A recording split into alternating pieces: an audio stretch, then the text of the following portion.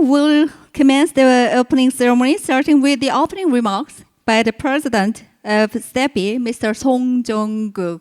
Ladies and gentlemen, please welcome him with a big round of applause.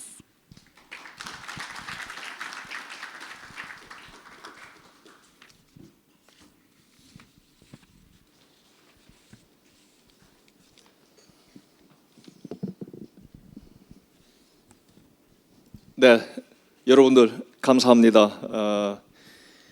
오늘 스테피가 30살을 맞는 아주 소중한 날입니다. 이렇게 많이 오셔서 축하해 주셔서 감사드립니다.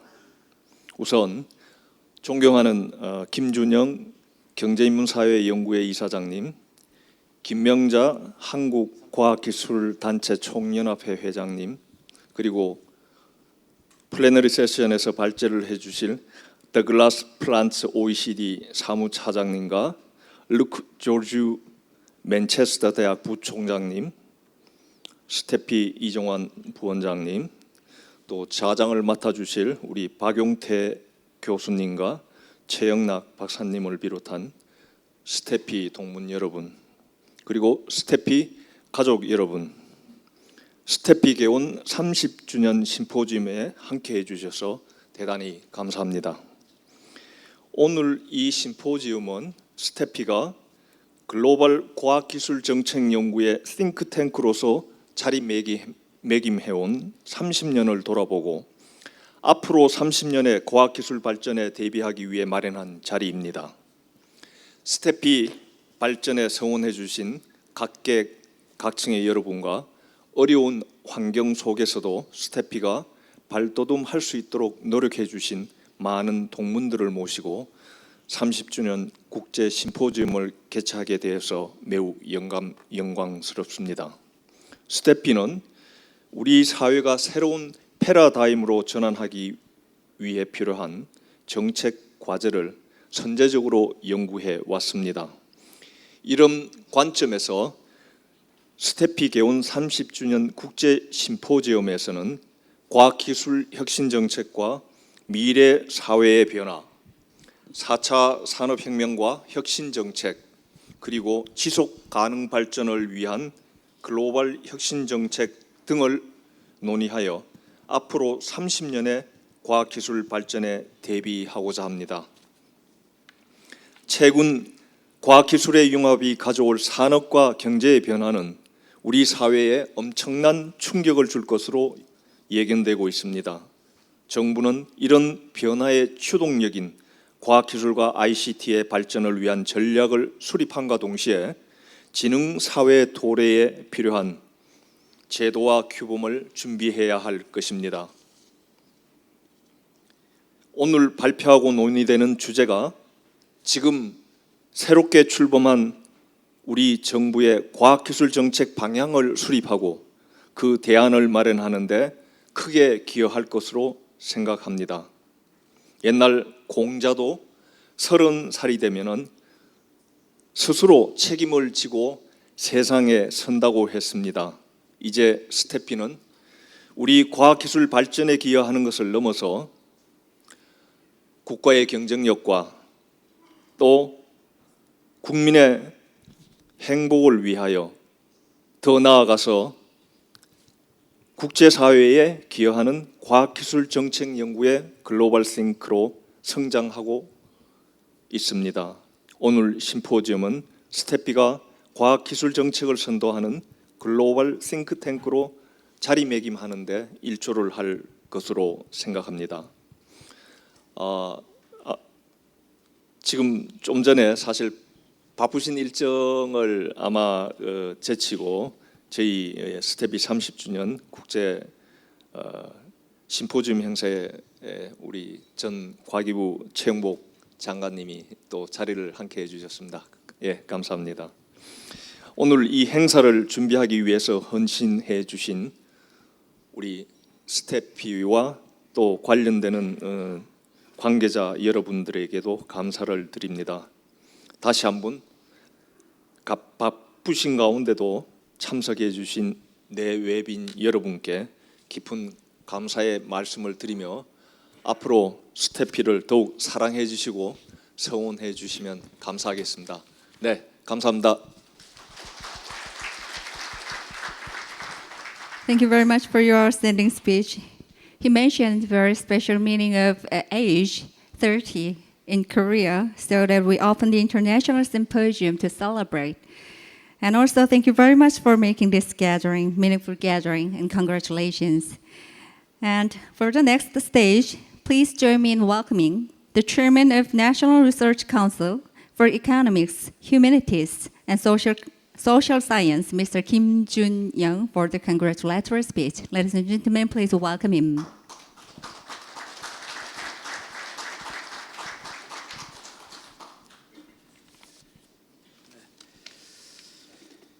네, 한국과학기술정책연구를 선도해온 과학기술정책연구원 스태피의 개원 30주년을 진심으로 축하드립니다. I welcome and congratulate 30-year anniversary of STEPI International Symposium today. 과학기술정책연구원이 설립된 80년대 후반은 우리 사회의 민주화 과정과 함께 노동 집약적 구조에서 기술 집약적 구조로 전환을 모색하면서 과학기술 입국의 꿈을 키운 시기라고 저는 생각합니다. 스태피의 지난 30년 여정은 우리나라 과학기술 발전사의 여정이기도 합니다. 한국 사회가 또 경제가 압축 성장하게 된 데는 과학기술 발전에 인프라가 있었기 때문에 가능하지 않았나 생각합니다.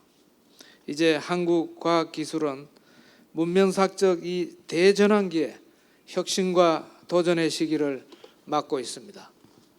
4차 산업혁명과 디지털 전환의 새로운 과학기술 개발에 대응하는 신규범을 창출해야 할 도전에 직면해 있습니다.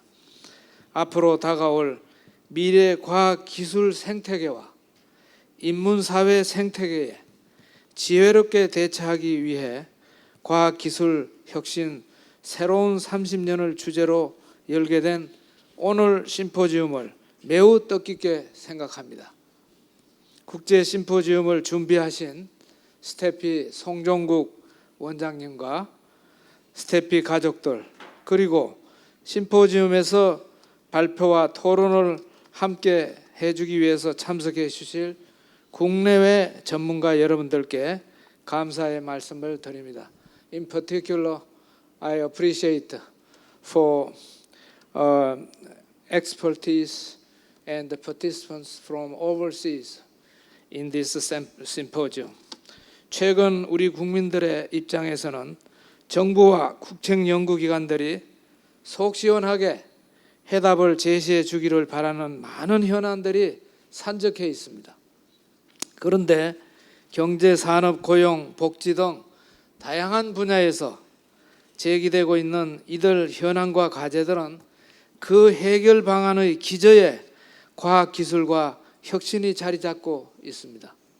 이런 점에서 과학기술 혁신의 정책 연구를 주도하고 있는 스태피의 역할이 그 어느 때보다도 중요하며 경제인문사회연구회도 국가정책연구의 허브로서 스태피와 함께 협력해 나갈 것을 말씀드립니다.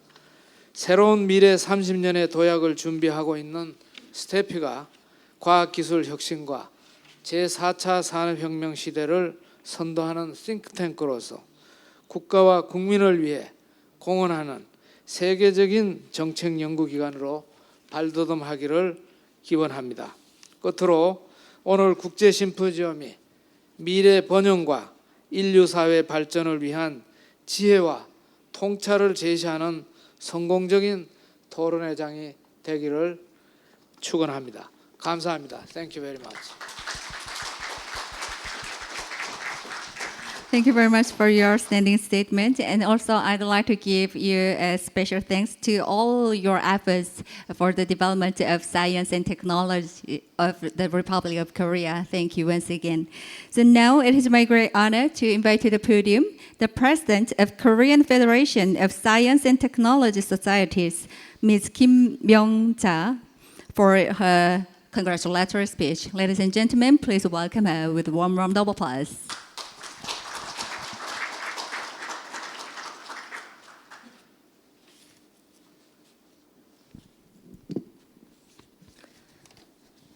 오늘 스태피 창립 30주년 기념 국제심포지엄에서 축하 말씀을 드리게 돼서 매우 기쁘게 생각합니다. 올해는 과학기술처가 출범한 지 50주년입니다. 과학기술 반백년을 돌아보는 뜻깊은 계기가 되고 있습니다.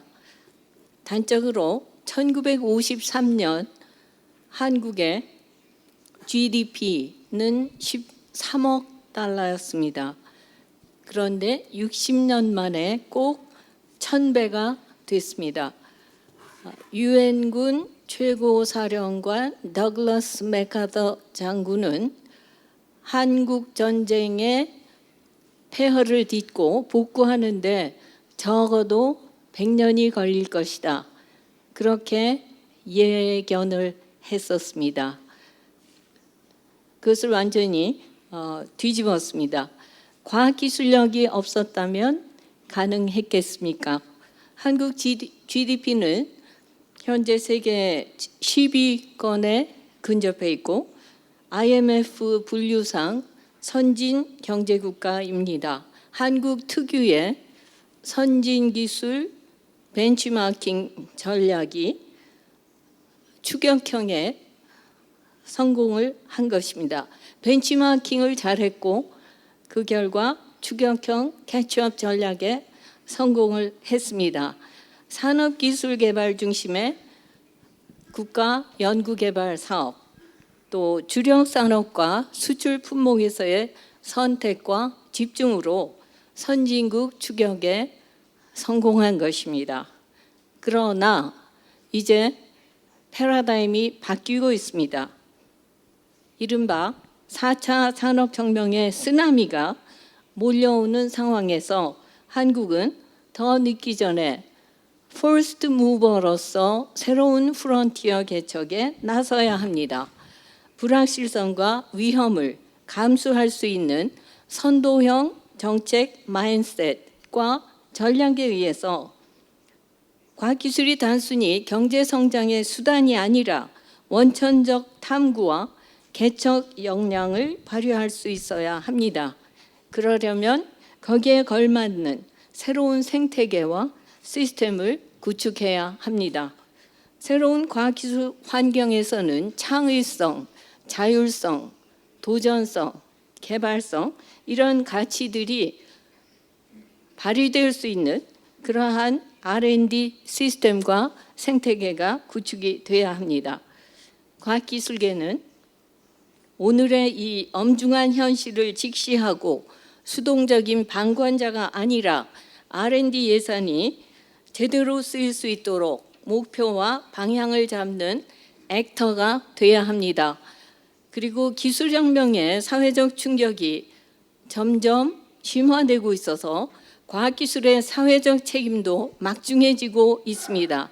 이처럼 중차대한 시점에서 오늘 과학기술혁신 새로운 30년을 주제로 스태피가 주최하는 국제 심포지엄은 그러기에 더욱 의미가 큽니다. 혁신정책의 혁신, 4차 산업혁명과 혁신정책 등의 주제는 4차 산업혁명으로 새로운 성장 엔진을 창출해야 하는 우리의 상황에서 참으로 시의적절한 주제라고 생각합니다. 월드 에코노믹 포럼의 창시자이자 회장인 클라우스 슈밥이 한국이 세계에서 가장 4차 산업혁명에 관심이 뜨겁고 가장 많은 논의를 하고 있는 나라라는 말을 했습니다. 저는 이것이 한국의 가능성이라고 생각을 합니다. 아무것도 없는 아무 자원도 없는 상태에서 한강의 기적, 가장 세계가 놀랄 만한 경이로운 성장을 이룩한 것처럼 이 4차 산업혁명이라는 문명사적 대전환기에서 반드시 좋은 성장, 좋은 일자리 창출에 성공할 수 있는 나라가 될 수 있다고 저는 믿습니다. 이번 국제심포지엄을 통해서 선진국의 과학기술혁신정책을 두루 살피고 또 한국 특유의 새로운 정책 틀을 모색할 수 있으리라고 믿습니다. 또한 앞으로도 스탬피가 우리 과학기술 혁신의 새로운 패러다임 제시에 앞장서 주시리라 믿습니다. 다시 한번 스탬피 개원 30주년과 국제심포지엄 개최를 진심으로 축하드리면서 행사를 준비해 주신 송종국 원장님과 관계자들께 깊은 감사의 말씀을 드립니다. 스태피의 무궁한 발전을 기원합니다. 그리고 이 자리를 빛내주시는 모든 분들, 특히 해외에서 오신 석학 여러분을 환영하면서 건승을 기원합니다. 대단히 감사합니다. Thank you very much. Three of our distinguished guests gave us special speech on stage. But of course, we have lots of participants to celebrate this movement for the 30th anniversary of STEPI. But I'm so afraid of that some of our distinguished guests who are working for the Technology and Science Institute on abroad. But because they have lots of works and a busy schedule, they cannot join us today. However, they delivered us congratulatory message in advance. So, ladies and gentlemen, take a look at the video clip first. I would like to congratulate you on the 30th anniversary of the Science and Technology Policy Institute, or STEPI for short. 30 years is a long time in science, technology, and innovation. You have remained at the heart of the digital revolution in Korea since day one, helping guide science and technology policy to support growth and well-being at home and abroad. You have done fantastic work supporting R&D activities, promoting international cooperation in science and technology, and developing and disseminating cutting-edge research and expert policy advice. Thanks to STEPI's contribution, Korea has become one of the world's innovation leaders, with the second highest R&D expenditure as a percentage of GDP. It's a sign of STEPI's dynamic approach that you have chosen to celebrate 30 years of history with a conference on the future. You have a rich program of sessions around the theme of science and technology innovation for the next generation. Oh, this is such a crucial topic. Science, technology, and innovation go to the heart of the new type of growth we need to promote. A more inclusive, more sustainable, and greener growth. The OECD stands ready to support your efforts through tools like the flagship Science, Technology, and Innovation Outlook, as well as our innovation strategy, our work on enabling the next production revolution, and our Going Digital project.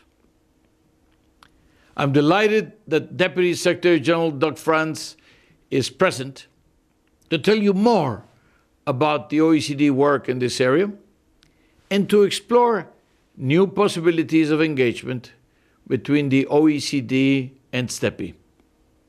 And of course, to celebrate with you in person on behalf of the whole OECD community this important anniversary. So congratulations and have a wonderful conference. Hello, my name is Shigeharu Kato, Director General of National Institute of Science and Technology Policy, NISTEP of Japan. President Jong-sung, ladies and gentlemen, I'd like to extend my deep congratulations for the 30th anniversary of the establishment of Stepi.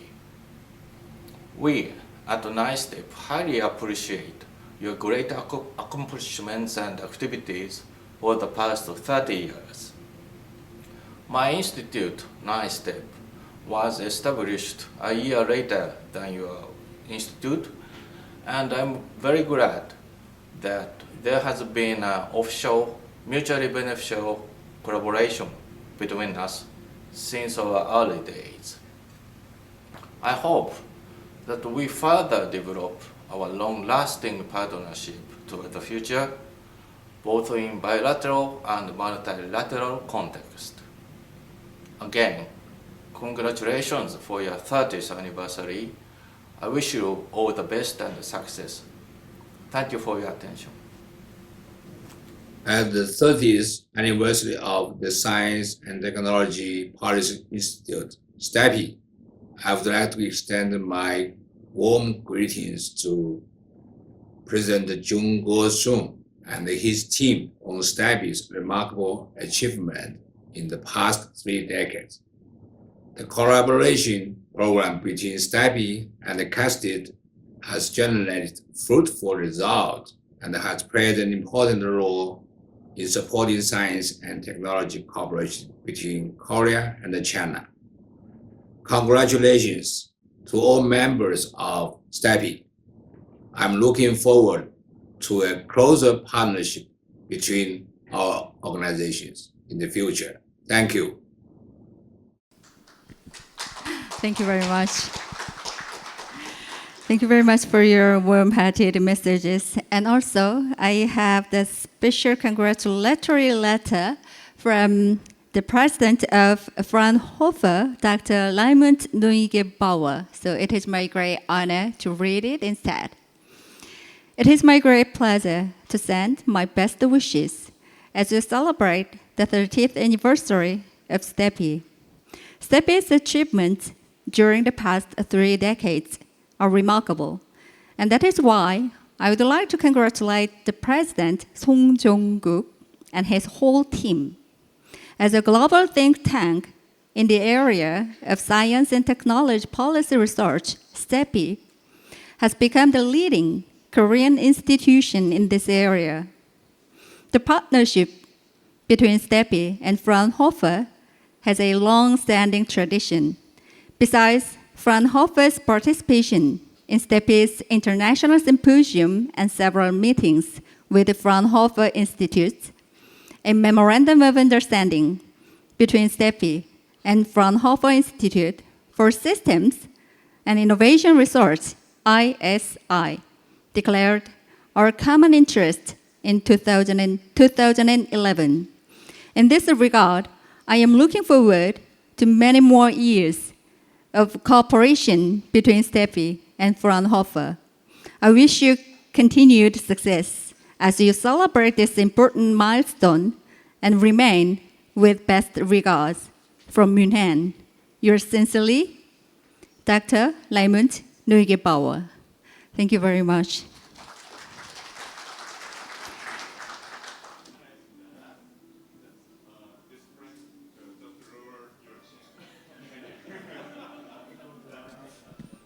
So on a count of 3, please look at the camera and make a smile. 1, 2, 3.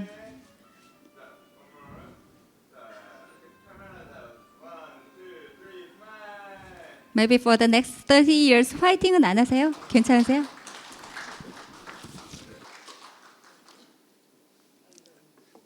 Thank you very much. First of all, I want to thank Stepi and President Song Jong-guk for organizing this timely event and for inviting me. The Institute, as previous speakers have said, has led the way on science and technology for 3 decades. It played a vital role in nurturing the innovative spirit that propelled Korea's economic success. So we should not be surprised to find the Institute in a leadership position on the important issues that we're discussing today and tomorrow. But rather than look back over the accomplishments of the last 30 years, I want to look forward at the future hurtling toward us at a dizzying pace. We're in the middle of a technological revolution. We're experiencing the most far-reaching economic changes since the end of the Second World War. The enormous benefits and the accompanying inevitable disruptions have brought us to a crossroads. We need to make the right decisions, and we need to make them now. What I hope to do in the next half hour or so is share some ideas with you from the OECD's perspective and my personal outlook about how we can navigate this tricky terrain, about how we maximize the benefits and minimize the risks. Half an hour is a long time for me to talk, so I'll be using some slides to try and keep you awake. Technology is changing the way we work and the way we live. The impact is expanding rapidly in fields like advanced manufacturing methods, nanomaterials, biotechnology, genetic engineering, and machine learning. Science, technology, and innovation, the unstoppable troika, offer solutions for many of today's challenges, from climate change and energy to inequality and the slowdown in productivity. Look at medicine. New technologies have helped scientists crack the codes to cure rare hereditary disease disorders. The same approach may combat cancer, heart disease, and other illnesses. But as we rush into this brave new world, we should not leave good governance behind. We should not embrace the promise while ignoring the risks. People compare this transformation to the Industrial Revolution. There are clear similarities. Thanks to the Industrial Revolution, tasks once done by hand became mechanized, new products emerged, and the world began to change. Overall and over time, the Industrial Revolution helped our economies make the transition to the modern age, enabled the rise of labor unions, and improved the lives of many. As in every revolution, there were winners and losers. A new breed of entrepreneurs amassed huge fortunes. The concept of free education was born, and living conditions improved for the middle and upper classes. But others lost their jobs to new technologies like power looms and the horseless carriage. Workers, including children, endured brutal hours at low pay in dangerous factories. They went home to overcrowded and disease-ridden tenements. Think about what Charles Dickens wrote in Hard Times about life in Coketown, a hellish place where soot and smoke fill the air and where the awful smells and mechanical noises overpower the senses. The technology revolution is cleaner and quieter, but it too is creating winners and losers. Our job as policymakers, academics, and business leaders is to help spread the benefits as widely as possible within our countries and around the world. Time is not our ally. The Industrial Revolution started in Britain in the late 18th century and took decades to unfold worldwide. Old economic structures disappeared at a pace that allowed new ones to emerge, leading to new jobs and new industries. The technology revolution is transcending borders, transforming economies, and reconfiguring labor forces in the blink of an eye. Consider this example. The amount of data we produce doubles every year. In concrete terms, that means the world produced as much data in 2016 as in the entire history of humankind up to and including 2015. Every minute, there are hundreds of thousands of Google and Baidu searches and Facebook and Twitter posts. Smartphones give birth to smart factories and smart cities. Cars drive themselves. Mobile technology eliminates the distance between doctor and patient, between teacher and student. Our response will define whether these advances are harnessed for inclusive economic growth or not. Let me explain the title I chose. The New Technology Revolution is in the title because we are dealing with the second technology revolution. The Industrial Revolution was the first technology revolution, and this second one will change our lives just as dramatically. I chose promise and peril because we must confront both, and we must do it urgently. The new technology revolution tracks the path of globalization, so we need to keep one eye in the rearview mirror as we speed into the future. We're all aware of the rising backlash against globalization. This comes despite the fact that globalization has lifted millions out of poverty, and despite the fact that it brought economic opportunities to almost every corner of the world. Nowhere are the benefits more evident than here in Asia. The attacks on globalization ignore 30 years of progress. No, worldwide trade integration did not solve all our problems, nor did it create all of them. To be sure, globalization's benefits favored the elites. The gap between the haves and the have-nots has widened in rich countries and poor countries. Political upheaval has followed in rich countries and poor ones. But we won't achieve progress by exchanging free trade and open borders for protectionism and nationalism. Rather, we should learn from the mistakes of globalization as we shape a better, more inclusive future through the new technology revolution. In a sense, we have a second chance. But it will backfire this time too if it widens the divide between those who are connected and those who are not.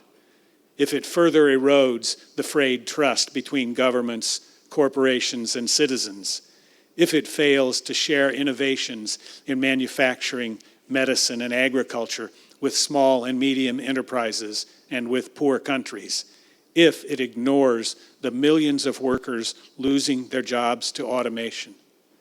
The clock is ticking. Some estimates suggest that nearly half of all existing jobs will be eliminated by automation over the next 10 to 20 years. The OECD does not see the situation in quite such dire terms. Our work predicts that actual job losses are likely to be smaller, and our studies show that technological innovation can lead to higher employment levels for routine and non-routine jobs. Still, there will be losers. No color of collar, blue or white, is immune.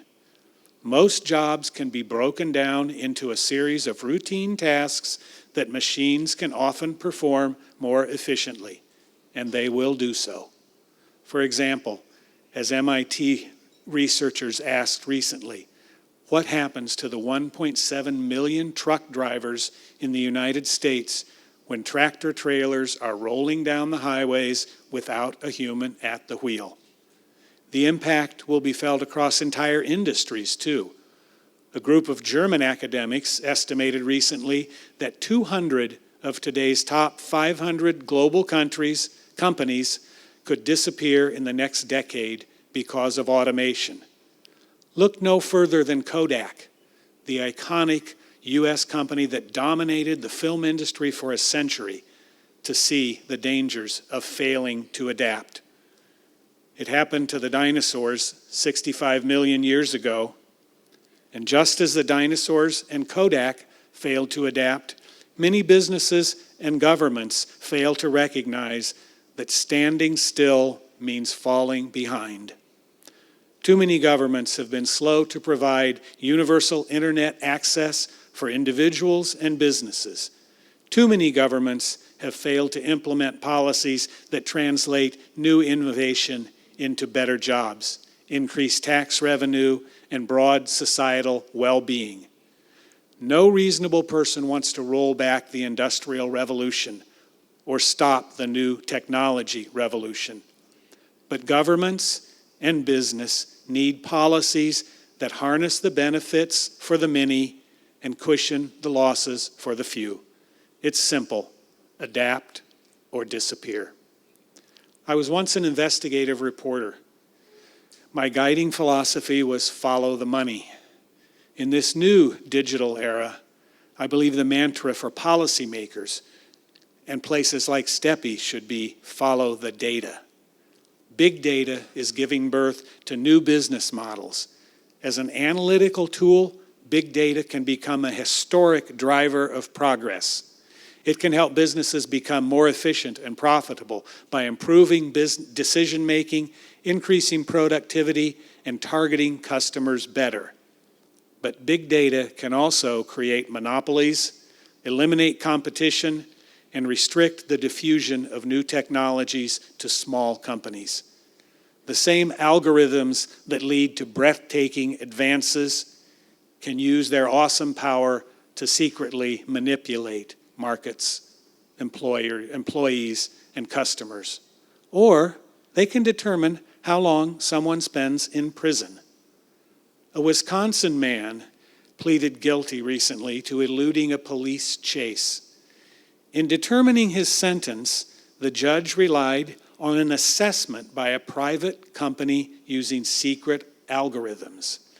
The algorithms predicted that the man was, quote, a high risk of violence, high risk of recidivism, high pretrial risk. The judge agreed, sentencing the defendant to 6 years in prison and telling him that you're identified through Compass assessment as an individual who is a high risk to the community. Clearly, big data is shaping our lives in unexpected and transformative ways. And just as clearly, control over data is not an abstract issue. It is essential to stimulating innovation and implementing consumer safeguards. Let me offer an example. Each day, every driverless vehicle on the road generates 4 terabytes of data. That's a lot. So who controls that data when an autonomous vehicle has an accident? As driverless cars and trucks become more common, and they will, the public will need to understand the causes of the inevitable accidents. Will companies share the data so authorities and the public can make informed decisions? Or will they go into a protective crouch and limit what they share? Another issue: who controls medical data that can help locate epicenters of disease outbreaks or identify cures of illness? Technology is revolutionizing our understanding and treatment of disease. But how do we balance the public good and the profit incentive? How do we protect against the misuse of genetic profiling? Of course, insurers want to understand the overall risk of a potential customer. But will that knowledge deny me coverage if I have the wrong genetic profile? Will I be denied a job if a prospective employer finds that I'm prone to a particular disease or disorder? There is progress on this front. In March, the European Parliament adopted a resolution focused on the importance of data protection, accountability, security, and transparency. And the Electronic Privacy Information Center in Washington, D.C. has urged Congress to support algorithmic transparency to ensure accountability in automated decisions. But we have a long way to go to get these concepts into the mainstream. Recently, I met with a government minister from an OECD country grappling with the real-world impact of the new technology revolution. His country is high on the OECD list of digitally savvy countries, yet the minister described the difficulty in developing education programs for adults who are losing their jobs to automation, the challenge of spreading new technology to small and medium enterprises, the lifeblood of his country's economy, and the potential tax losses from algorithms that shift profits to low-tax havens and entities like Netflix that collect fees from residents of his country without paying taxes there.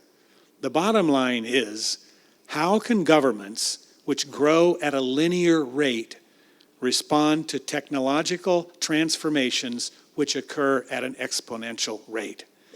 How can government 1.0 keep up with industry 4.0? The minister said to me, I worry that the mistakes of globalization can happen again, and it will be worse. Symposia like this one, organizations like Stepi and the OECD are vital to answering this larger question. I know what you're thinking. Those letters do not stand for that. Those letters stand for what's the future.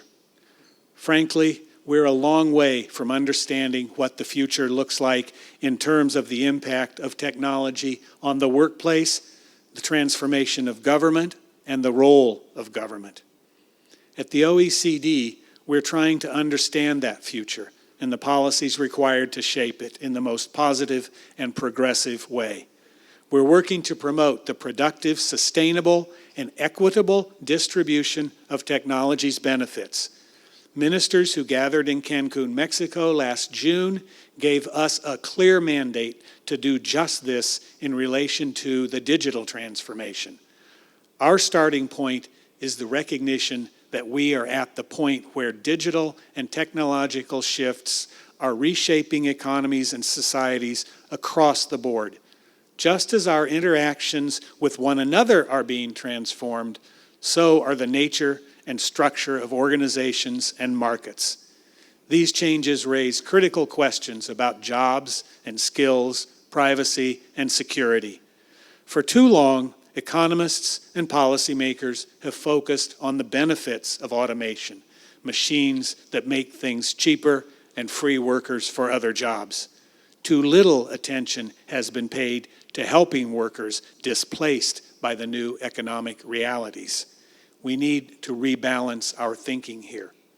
We need coherent policies that simultaneously capture the benefits and provide workers, present and future, with the training they need to stay employed and paid a living wage. Early indications are this will be tough. As computers take over tasks at higher and higher skill levels, even workers who don't lose their jobs are likely to earn less. The obvious answer is to improve education and retrain workers for higher level jobs, but that won't be easy. A new OECD study finds that machine learning advances, that as machine learning advances by leaps, existing education systems cannot keep up. We simply cannot prepare most adults or students to outperform computers. So you can see that we have a lot of work to do there. To chart the road ahead, the OECD has launched a new multidisciplinary and cross-cutting project. Secretary General Gurria mentioned it a few minutes ago in his video. It is called Going Digital, Making the Transformation Work for Growth and Well-Being. This project aims to help policymakers and business understand the full sweep of the digital transformation, which underpins the new technology revolution. We are working with all stakeholders to develop recommendations for proactive policies that will drive greater and more inclusive growth and help address the challenges of slow productivity and high unemployment. Just as the new technology revolution is affecting every aspect of our lives, the OECD project is drawing on the OECD's unique capacity to provide a whole-of-government perspective on these policy changes. By using the latest evidence and data across multiple policy domains, we will give policymakers the tools to help their economies and societies prosper in a world that is increasingly digital and data-driven. The project is built on three main pillars. Each is designed to break new ground in our understanding of the digital transformation and its effects on our economies and societies. Pillar 1 includes an integrated policy framework for making the digital transformation work for growth and well-being and other activities that are relevant across all policy areas. Once completed, this framework will guide OECD reviews of the digital transformation in specific countries. It will help countries assess how prepared they are for the increasingly digital world. It will support developing national digital strategies and analyze the transformation in particular policy areas from a holistic perspective. Pillar 2 involves analysis of the digital transformation in specific policy areas like science, tax, trade, and competition. The objective here is to show the extent, nature, benefits, and challenges of the digital transformation in each policy area, providing targeted insights and advice to policy makers. Pillar 3 includes a set of modules focusing on cross-cutting issues. This work will involve deep dives into specific issues that straddle policy areas. We intend to understand the major challenges we face in the digital era and to see where they intersect across policies. Potential topics include jobs and skills in the digital economy, the implications of the digital transformation for productivity, competition, and market openness, making the digital transformation work for society and well-being, and measuring the digital transformation. Measurement is critical. To understand how automation and digitalization are changing our lives, we need to track technological change. At the OECD, we believe policy should be evidence-based. But data about the new technology revolution is elusive. We need to devote more resources at the OECD and at national government levels to fill major gaps if we are to develop the right policies. Going Digital was launched in Berlin on January 12th in conjunction with the kickoff event for Germany's 2017 G20 presidency's digital agenda. Over the next 2 years, the OECD will engage policymakers and stakeholders through public events, country-specific roundtables, high-level ministerial discussions, symposia like this one, and by digital means. We welcome the active involvement and contributions of governments and stakeholders, and particularly institutes like Stepi. And I personally would welcome your contributions and suggestions. My email will be on the final slide today, and I will respond to every email I get, so be kind. Speaking of personal, I would like to talk about a personal concern. I think it will be addressed eventually in our Going Digital project, but I'm a little ahead of my OECD colleagues here, so please consider this strictly my personal view. My job future depends on it. At a conference in China last year, the chief scientist of an American robotics firm predicted that the world was approaching the moment of singularity. As this audience knows, technological singularity is the hypothetical event in which artificial general intelligence allows machines to replace human control and understanding. Yes, it sounds like a plot from the Terminator movies or a William Gibson novel, and no one has put a credible timeline forth. But not long ago, skepticism would have been just as high if you had suggested that cars would drive themselves or that machines could learn. For example, who would have imagined that a computer would defeat a fabled Korean player in the world's most complex board game, Go?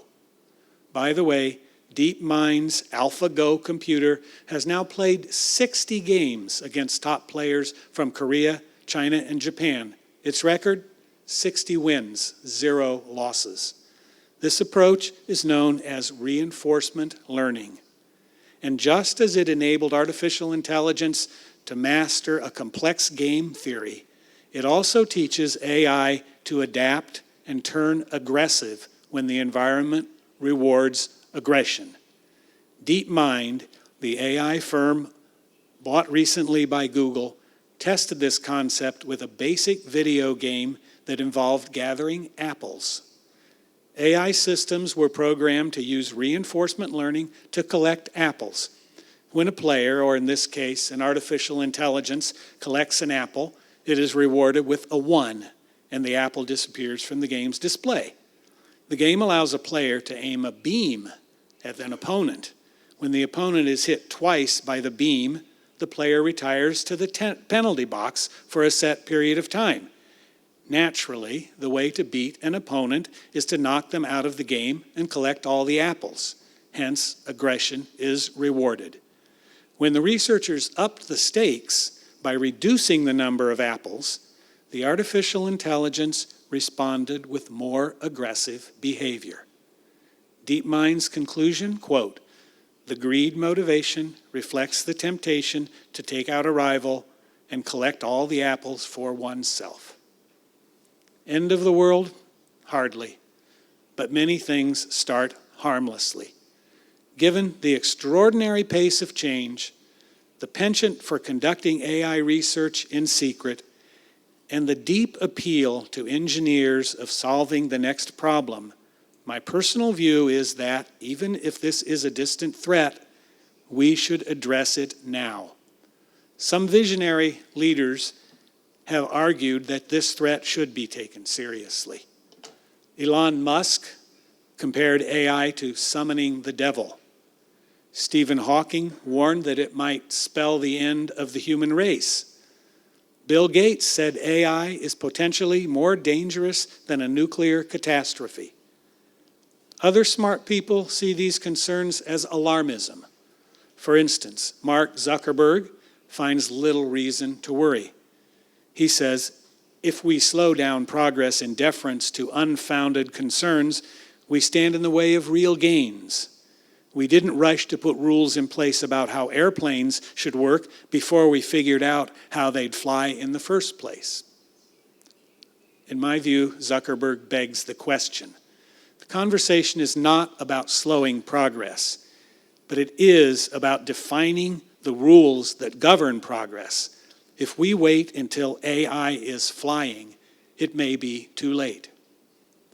Let me expand on Bill Gates' comparison to a nuclear catastrophe. My wife and I wrote 2 books about nuclear weapons smuggling. We came to several conclusions, but the most important was the simplest. When it comes to nuclear weapons, we can't afford a single mistake. I believe the same warning applies to artificial intelligence. We can't afford a single mistake. The time to decide how to control it is now, while we have the chance to shape the future of AI. This may be best understood in terms of systems thinking. Systems thinking teaches us that connected systems behave in nonlinear ways that can trigger forces beyond our control. Getting these policies right, as with so many other global issues, means understanding the complexity of the challenge and the potential for unintended consequences. This reminds me of a prediction by President John F. Kennedy in 1963. He warned that 15 to 25 countries could obtain nuclear weapons by the 1970s, creating global instability and increasing the chance of accidental Armageddon.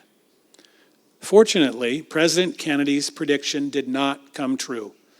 The chief reason was the creation of the Nuclear Non-Proliferation Treaty 5 years later in 1968.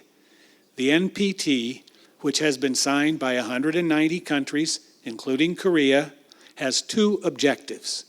The first is to prevent the spread of nuclear weapons and nuclear weapons technology.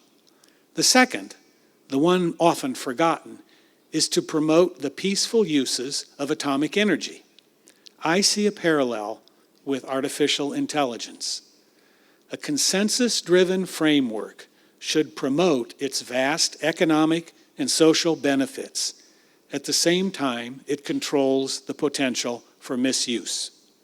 All of us should be part of this conversation. Businesses, the AI research community, governments, think tanks, civil society, and international organizations. And it has to be international because AI networks have no borders. Fortunately, this discussion has started at places like the Future of Life at MIT and the Center for the Study of Existential Risk at Cambridge University. A year ago, the G7 ICT ministerial in Japan agreed to develop safeguards for AI. While the challenge is great, it is not insurmountable. Humans created artificial intelligence. Humans can shape its benefits and control its risks. This brings me back to the broader and more immediate challenges of the new technology revolution and the next generation of STI policy. So let me close with 4 key policy messages that the OECD hopes will help guide us as we work together to reap the fullest benefits from science, technology, and innovation. First, the transformation is at an early stage, with a range of new technologies still to come. Only 40% of the world population is now connected to networks. To ensure the broadest possible benefits, we should ensure the broadest possible connectivity. As Tom Friedman of the New York Times said recently, everyone deserves to be respected, protected, and connected. This will require a wide range of digital networks and targeted measures for poor populations and regions, as well as for small and medium enterprises. Second, mere access to networks does not ensure effective use or equal benefits. Policies will need to provide people with the appropriate skills to use the technology. Training should be available to workers who lose their jobs and to students about to enter the fast-changing workplace.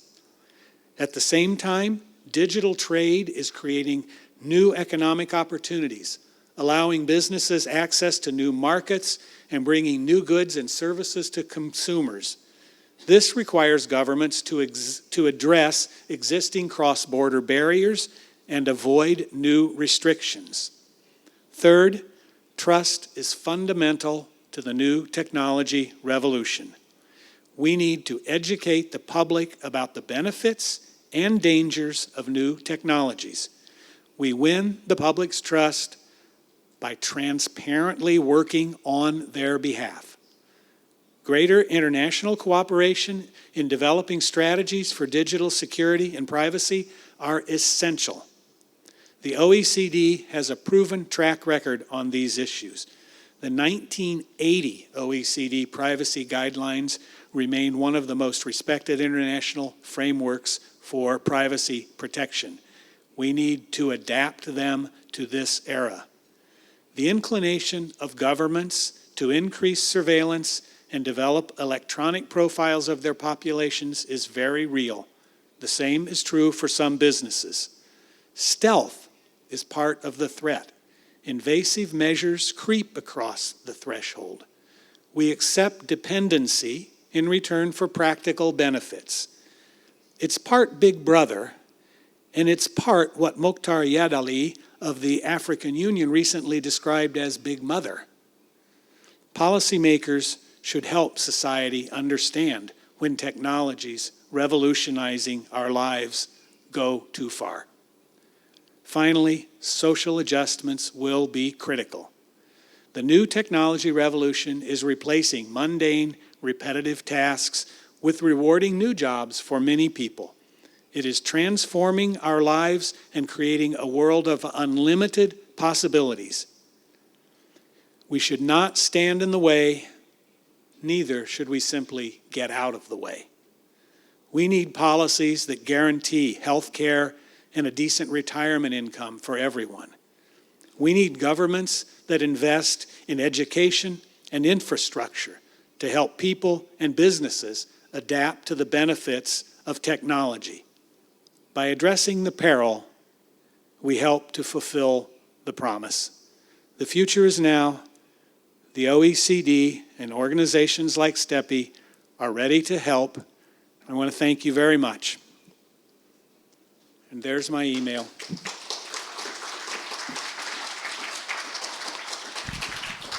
Thank you very much, Mr. Again. It was a lecture that tells us what to prepare for a changing world with new technology through the policy, OECD policy. Thank you very much once again, the Deputy Secretary General of OECD, Dr. Douglas Frantz. Before we move on to the next lecture, let me explain once again. If you have any questions, please use preliminary questionnaire in kits, and we'll collect it during the break, and also all panels at the discussion session will respond for it. Now, let us talk about the policy design in terms of innovation ecosystems. Ladies and gentlemen, it's my great pleasure to invite to the podium the Professor Luki Georghiou, Manchester University. Please welcome him with a big round of applause.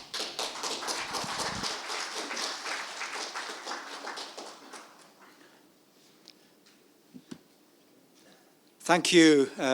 Good afternoon to you all. First of all, I would like to thank President Song Jung-guk and Stepi for inviting me to this very important occasion, and to add my own congratulations to Stepi's 30th anniversary. At the time Stepi was founded, I was just becoming director of a first cousin institute, Prest in the United Kingdom, now the Manchester Institute of Innovation Research, and we have had some really excellent exchanges around policy and the study of innovation over those 30 years, and I hope they will long continue. So let me come to my topic. I'm going to be talking about innovation ecosystems and how they give us a way of thinking in policy design. You already heard our very distinguished speakers during the opening ceremony using this terminology of the ecosystem. It is now very common across the discourse of policy and of business, and increasingly in academia. This was not the case around the year 2000, so it is something new. So I would like to take us on a voyage through this topic. So let me begin with the original paradigm. In the post-World War II era, there were long-term structures which exist where innovation was largely driven by self-sufficient major companies, corporate R&D based, who benefited from the public science system largely as a public good. That was the model for knowledge flows. From the 1980s, the governance of innovation began to change. Through cost pressures, rapid pace of change in critical technologies, and also a change in the politics of science, where government started to demand evidence of the contribution to socio-economic goals, the system became much more externalized and transactional, sometimes called the new public management approach. Policy thinking followed on from this, and we saw at that time the emergence of the concept of innovation systems from some giants of our field, Lundvall, Chris Freeman, Charles Edquist, and OECD was indeed a major vector in spreading this way of thinking. Policies began to change. They began to focus much more on collaboration. Most new initiatives were collaborative across business and the public science sector. By the time we got to the early 2000s, this had crystallized into two new concepts. One of these, very familiar to people here, I'm sure, was what we now call open innovation, made popular by Henry Chesbrough, and the other, what I will talk about, innovation ecosystems. So what was going on that caused this change? In the very early 2000s, I was privileged to be asked by one group of firms to do a world tour with a couple of colleagues to visit several major companies and to ask them what was going on, what was moving in the world of R&D and innovation for business. And this study was eventually summarized in an article in Science, A New Industrial Ecology, a very early usage of the ecosystem analogy. So what we found were that there were typically large multi-product, multi-technology firms surrounded by a dynamic population of smaller companies who were sustained by venture capital. We were seeing quite a dynamic system going on, complex patterns of birth, growth, and acquisition, firms being founded, firms closing, dying, allowing technologies to be selected in a much more evolutionary way. R&D was less the creature of these large establishments, much more likely to be outsourced to specialist organizations, to universities. We were seeing networks and alliances being built around these generic technologies. At that time, the dominant one, of course, being information and communication technologies, also building standards and supply chains. R&D was also globalizing, and local capabilities in people and scientific institutions became major attractors for R&D. There was an early awareness of the importance of lead markets as somewhere where you could try out a technology and then build a pattern of adaptation. So these were the starting conditions of where we are today. Why then do we need to describe it as a concept? What in what I've just said is different from what we now term open innovation? The classic definition of open innovation is largely about the use and provision of external ideas by firms to improve their success in innovation, and of course what you need to do to achieve that. If we look at the innovation ecosystem, it of course encompasses what I've just described as open innovation. It also draws importantly upon the core concept of the innovation systems approach, which was a focus on institutions. But where it takes off from that is a focus on the dynamics of the wider environment in which innovation takes place. It is about understanding these dynamics, the flows and interdependencies at a systemic level. In 2008, I had the privilege to chair a review panel for the European Commission, which was redefining what they term the European research area, trying to find a new rationale for it. And at that time, we found this system, this way of thinking, was very helpful to what we were doing. So if you begin to think of innovation as an ecology, it focuses your mind on the distribution and abundance of research performers and knowledge and their interactions with each other and the broader environment. So there are some very clearly biological analogies, but of course you shouldn't take a metaphor too far. We must keep our eyes very clearly on what is really happening in the world of innovation itself. Now, what was core to these dynamics were what I will call the four flows of the innovation ecosystem. The mobility of people, the skills and talents that need to move around, often starting in the education system, building critical mass in labor markets for new technologies, offering pathways for creative people. A second mobility is the mobility of money, of finance. An innovation system cannot function unless there is sufficiently mobile circulation of capital and complementary public investment in key infrastructures. The third kind of mobility is slightly different and links very strongly to the original innovation systems concept, mobility in the services that you offer to support innovation.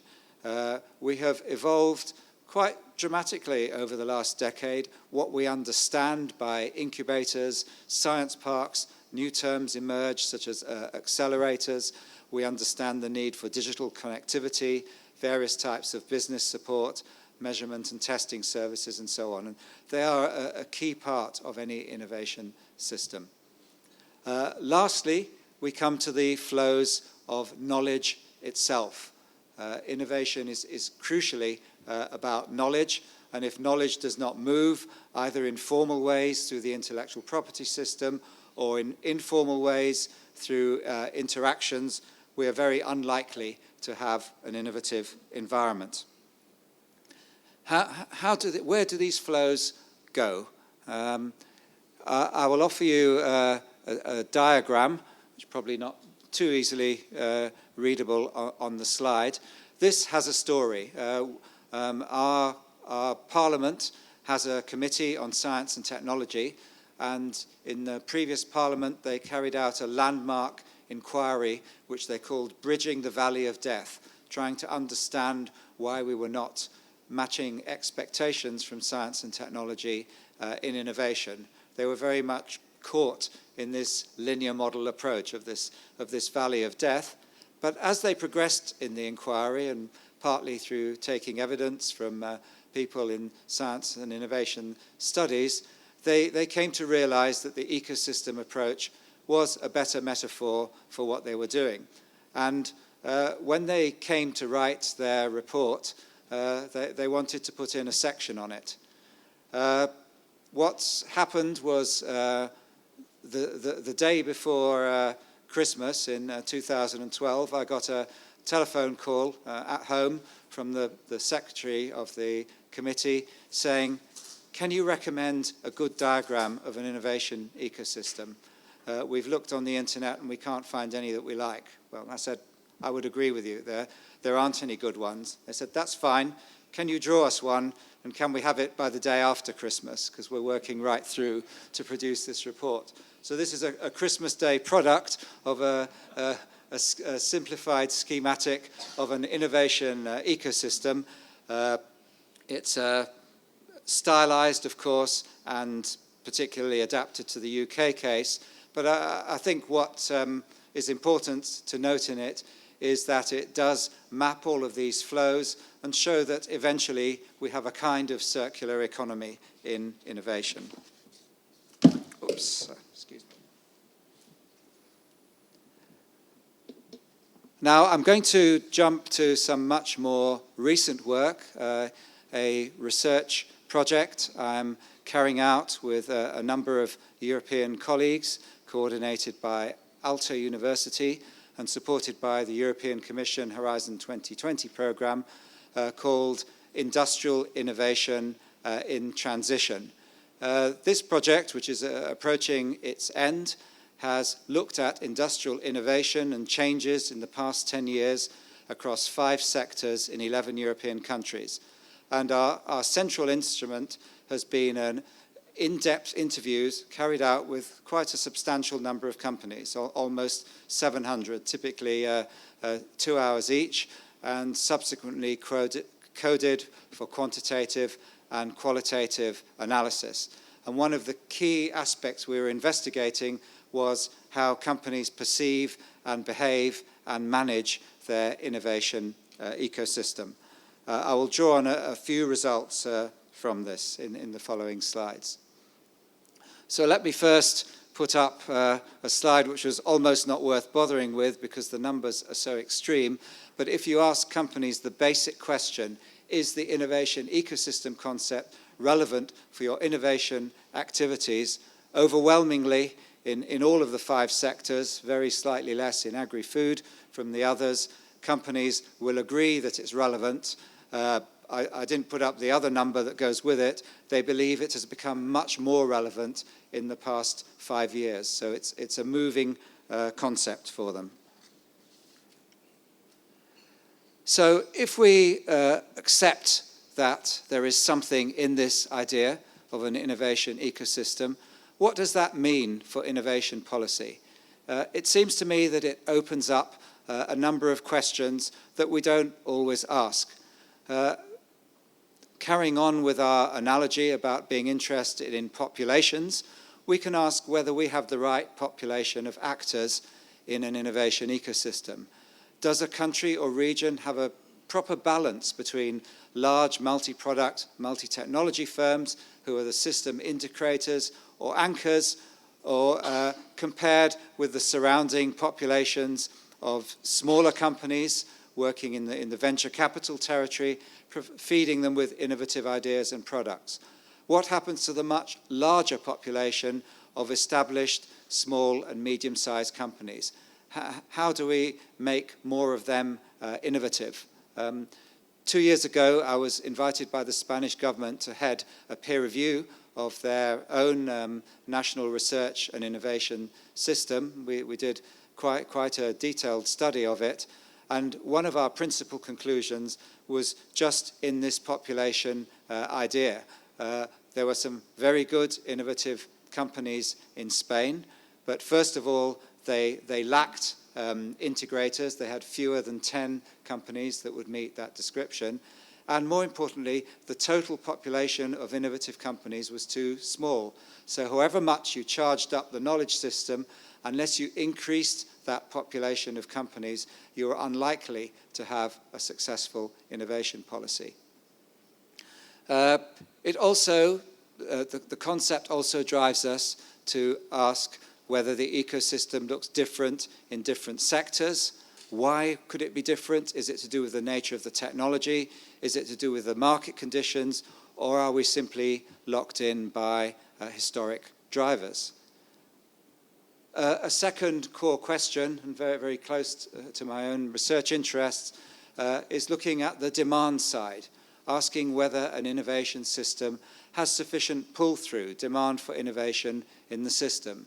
Is public procurement properly doing its job? Are private procurers in your economy sufficiently capable to specify and stimulate innovative companies and drive demand for innovation? We can also look at wider demand side issues in terms of the standards and regulations. It could be that new solutions are crowded out by a lock-in to existing standards, regulations, and structures.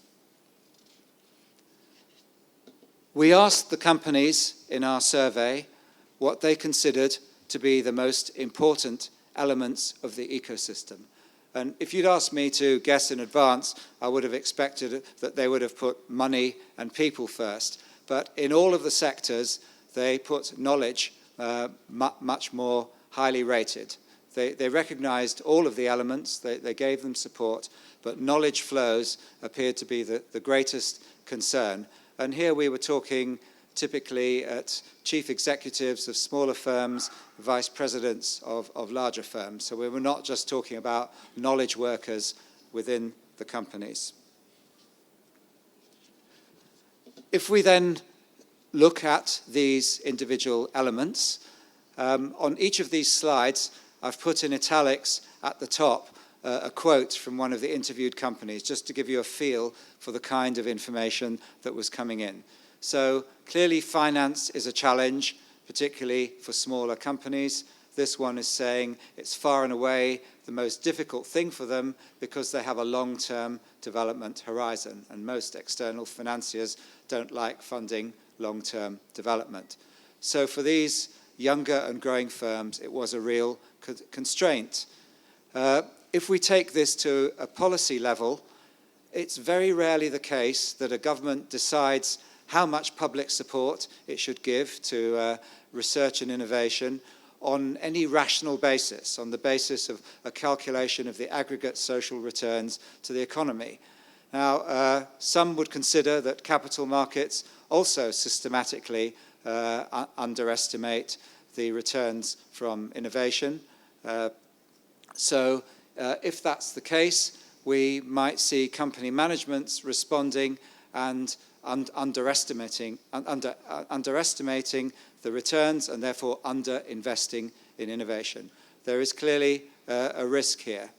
That would mean that ecosystems are typically running suboptimally in terms of available finance at key points. Now, this is absolute heresy to a free market economist who would expect that these things should naturally balance themselves out.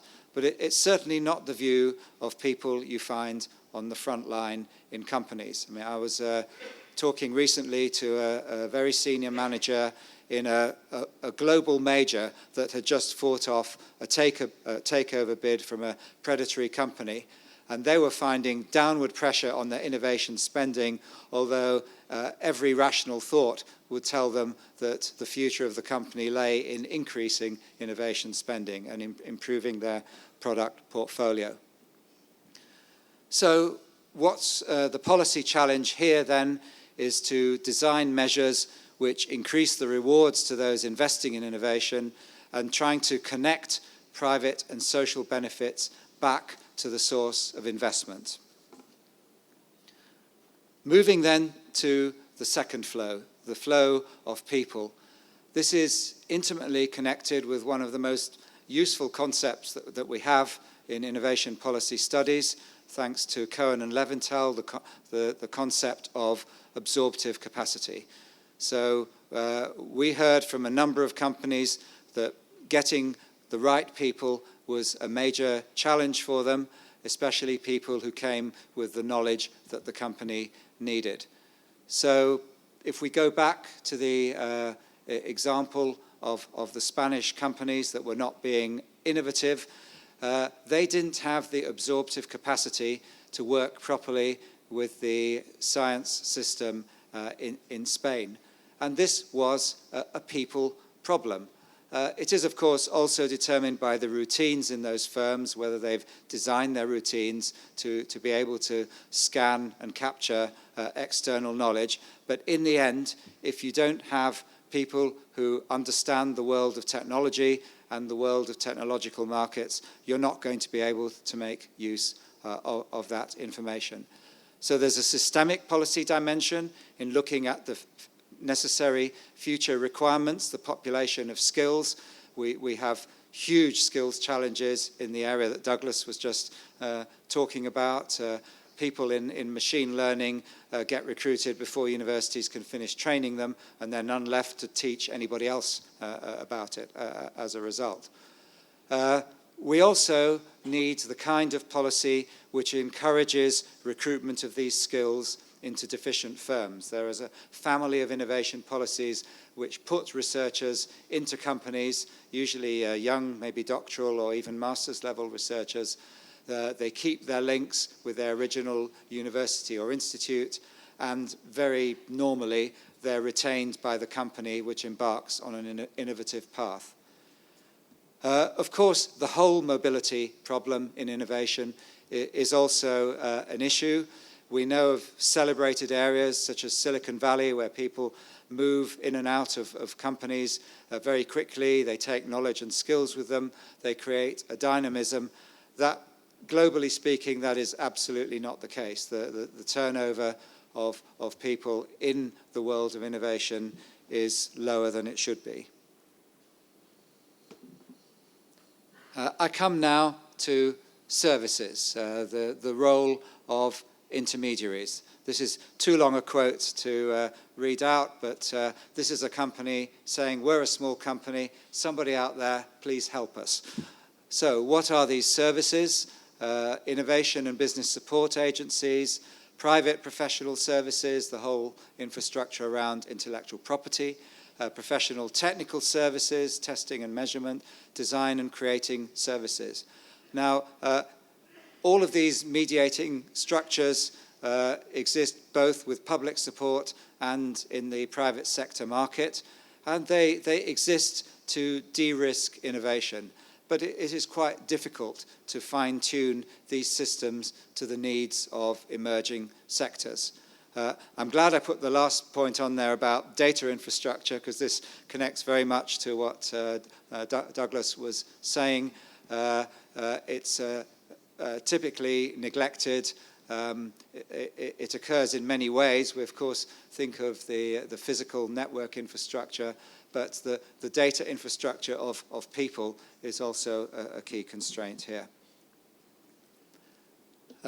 Lastly, of the four, I come to knowledge flows and to ask whether they're working sufficiently well.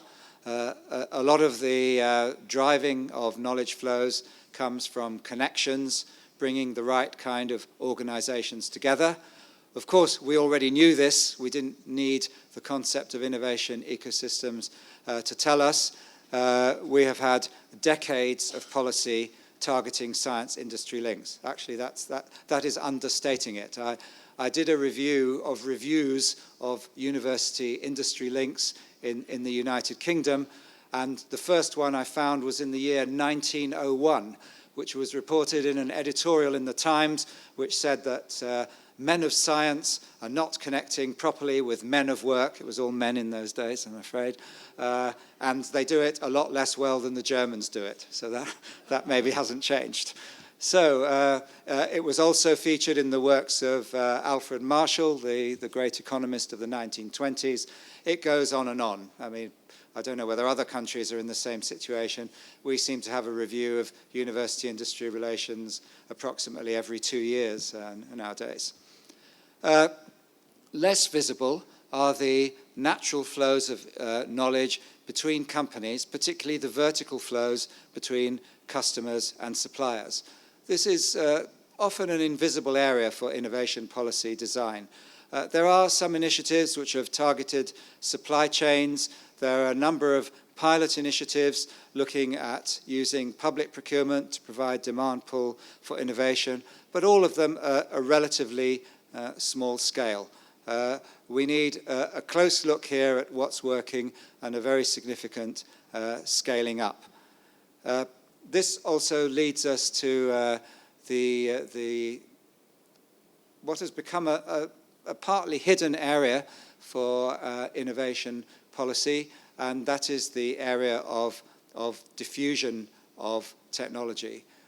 We've become very interested in where the leading edge lies and less interested in what's happening in the following companies. Of course, governments have outreach schemes, but these need to work a lot more quickly and a lot more effectively.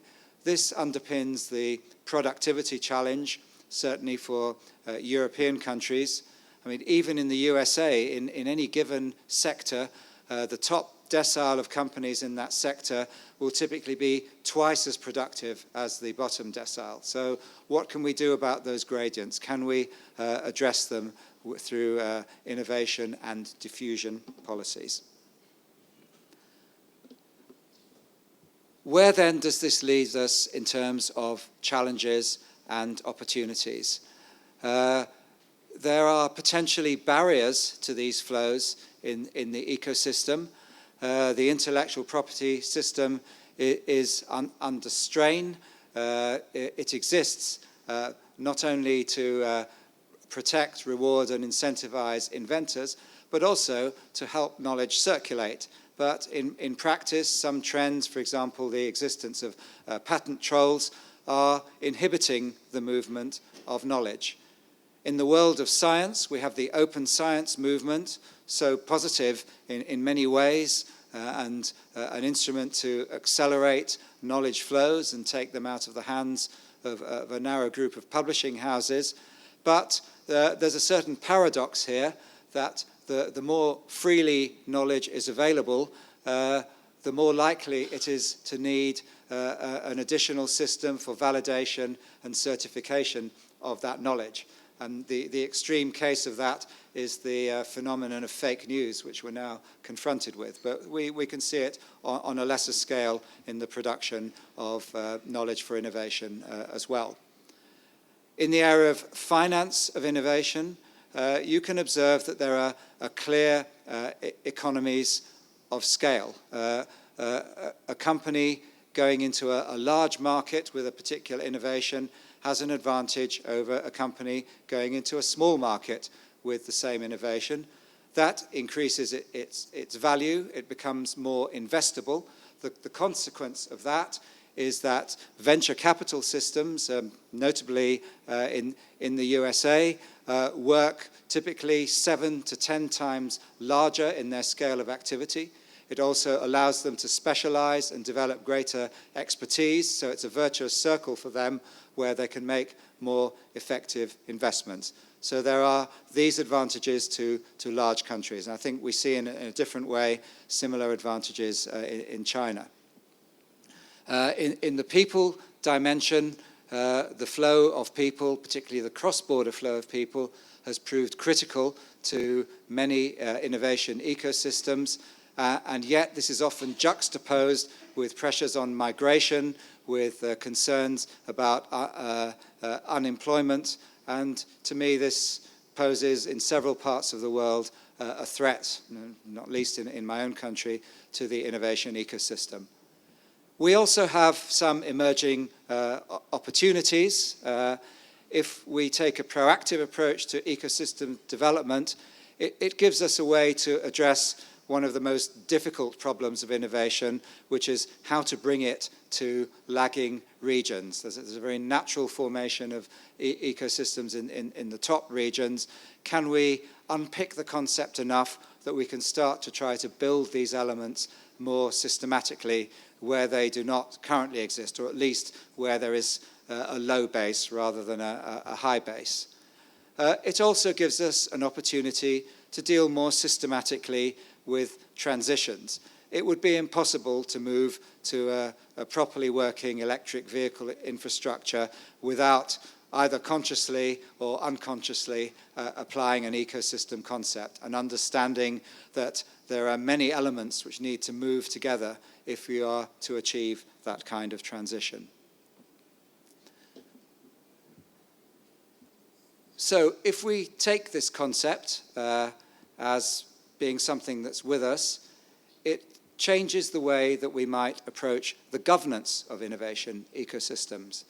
The boundaries, first of all, are less clear than the conventional innovation systems approach, which normally has another word in front of it: national, regional, sectoral, and clear terms of reference. So where do policymakers sit in an ecosystem approach? I believe that the one place they do not sit is up on a mountain, Mount Olympus perhaps, looking down and being able to see all the players and say, let's move this one, let's a bit more of that, a bit less of the others.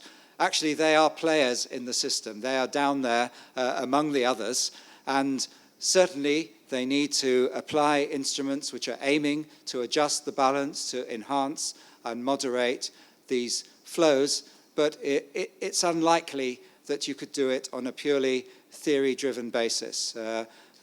It's quite an old insight. In fact, with my colleague Stan Metcalf, I had an article on this in the OECD STI Review, an excellent journal, which is no longer with us, I believe, but where we argued that ultimately innovation policy is best dealt with on an evolutionary and experimental approach. You try something out. If it works, you grow it. If it doesn't work, you drop it. So finally, let me come to future policy needs and try to summarize where we've got to. The emphasis on knowledge flows, as I have stressed, places a focus on the balance of actors and the vectors of knowledge transfer. So it means a population approach to innovation policy. We've also seen the importance of customers and suppliers, but I think a neglect at trying to work more systematically with supply chains, the most natural influence upon companies. When we come to a new technology where a supply chain is not there, the onus is on the public body to help to create new demand channels. This places a focus on procurement and lead market approaches. This is a very common deficiency in ecosystems. We all scrabble to attract into our regions or into our countries the kind of anchor firms who could drive demand, but actually the supply of these anchor firms is diminishing. They're typically merging, consolidating, and we need to look for alternative ways to carry out that function. Not all innovation is leading to a market outcome. We very clearly need socially driven innovation. We face a number of critical societal challenges in the area of sustainability, in the area of air quality, some non-market dimensions of health, certainly the challenges coming from the aging society. So we also need to ensure that those demand channels are designed and work effectively for these socially driven innovation areas. And I thought, since we are visiting and the guests of Stepi, who have made such a major contribution to the world of foresight, it would be appropriate to finish with the need to say that you always have to be looking forward, and an absolutely key system, not only for trying to see where you're going, but for generating the kind of coordination I've been talking about, we absolutely need to harness the tools of foresight. Thank you very much. Thank you. Thank you very much for especially warm-hearted message at the end of the lecture. Thank you so much once again, the professor, Manchester University, Dr. Luke Georghiou. Of course, science and technology development can't be achieved by growing just only one industry. So it was great a chance to tell us what changes we should watch in the future. And of course, to think about whether the gap between scientists and workers is big or not. And now we'll look into the current and future of science and technology in the transition. The Vice President of Stepi, Lee Jung-won, will tell us on stage. Ladies and gentlemen, please welcome.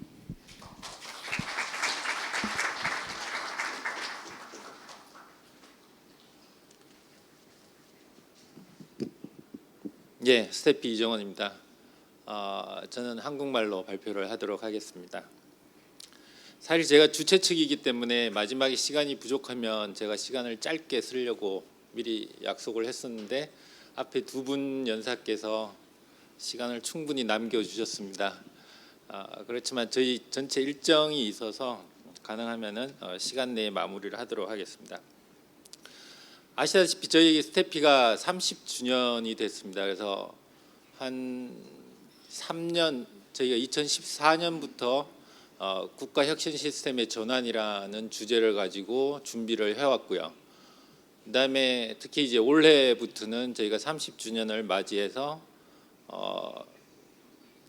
여러 가지 그 작업들을 하고 있는데, 그러니까 아카데믹 분야에서의 리더십도 저희가 준비를 하고 있고, 또 한 가지가 이제 팔리시 리더십이라고 해서 이런 정책 의제 분야에서 저희가 새로 중요한 핵심 의제들을 발굴하고 그 의제들에 대한 정책 방향을 제시하는 그런 작업들을 하고 있습니다. 그래서 오늘 제가 말씀드릴 내용은 그 지금까지 스태피의 저희 동료들이 같이 연구를 해왔고 또 지금도 하고 있는 그런 부분에 대해서 제가 대신해서 말씀을 드린다고 생각을 하시면 될 것 같습니다.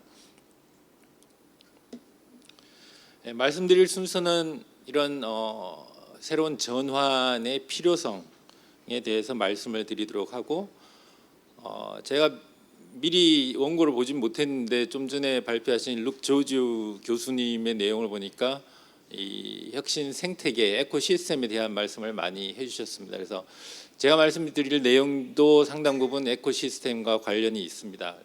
그래서 에코시스템, 특히 한국의 혁신 생태계에 대해서 저희가 좀 진단 혹은 리뷰를 해서 말씀을 드리고, 마지막으로 저희의 주제인 새로운 30년 혹은 더 먼 세대를 위한 과학기술 혁신 정책의 어떤 방향에 대해서 말씀을 드리려고 합니다.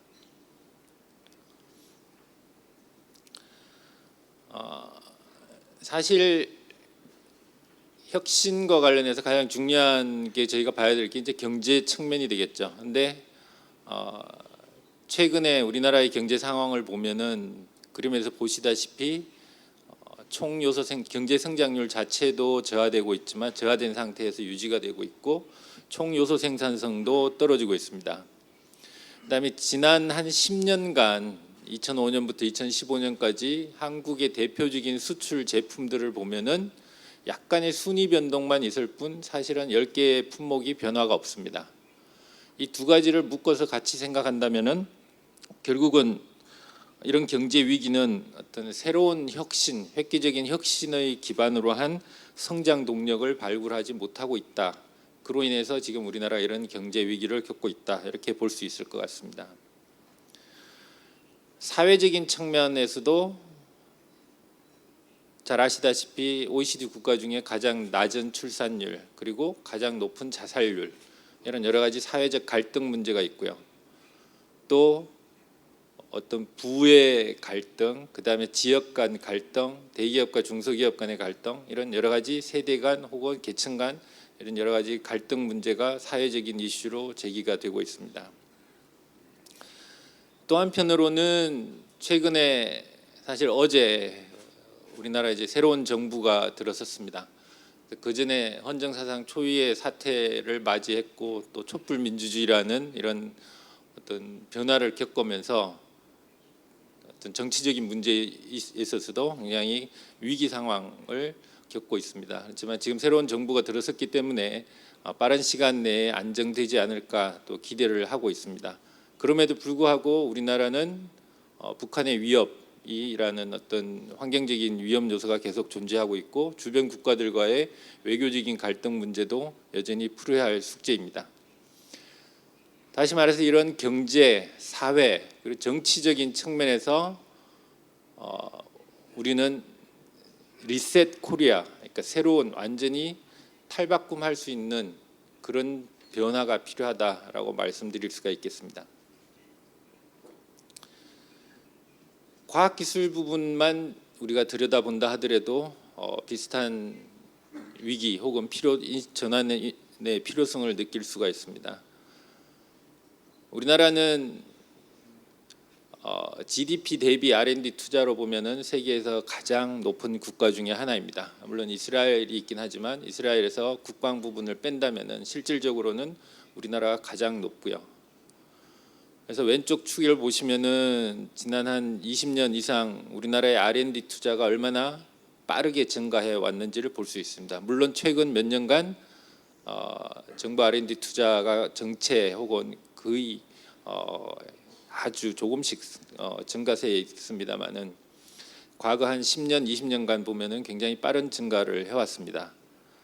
이에 따라서 과학기술 부분에 있어서의 성과, 물론 성과가 논문이나 특허만 가지고 얘기할 수는 없습니다.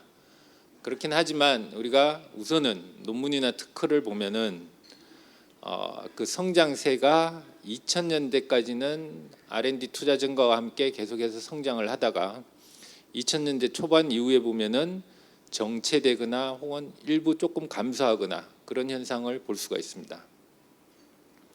결국 이러한 현상은 우리나라의 과학기술 혁신 시스템에 있어서 어떤 새로운 전환 시점이 2000년대 초반부터 계속 시그널이 있었는데 우리가 이걸 놓치고 계속해서 현재 시스템을 탈바꿈하지 못하고 전환시키지 못하고 가져온 것이 아닌가라는 생각을 하게 하는 것입니다.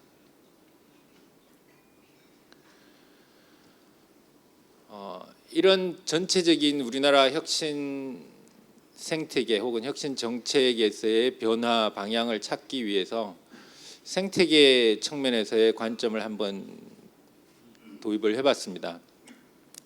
잘 아시다시피 일반적 용어로서 생태계라고 하는 것은 어떤 상호작용하는 유기체들과 또 그들과 서로 작용하고 있는 주변의 환경들을 우리가 생태계라고 합니다.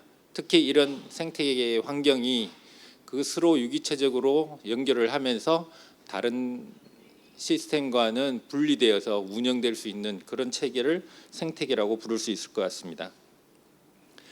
과학기술 쪽에 있어서 그러면 생태계라는 개념은 무엇으로 우리가 해석을 할 수 있을까? 물론 생태계라는 게 생산자가 있고 소비자가 있고 분해자가 있고 이런 여러 가지 자연 생태계에서는 우리가 얘기를 할 수 있겠습니다만은 과학기술 혁신에서의 생태계란 결국은 혁신 과정이 핵심 요소로서 기업, 대학, 연구기관 이런 관련 기관들이 그리고 연구자들 간의 정보 혹은 기술의 흐름이 원활히 일어나는 시스템 혹은 그 요소를 생태계라고 할 수 있지 않을까라고 생각을 합니다.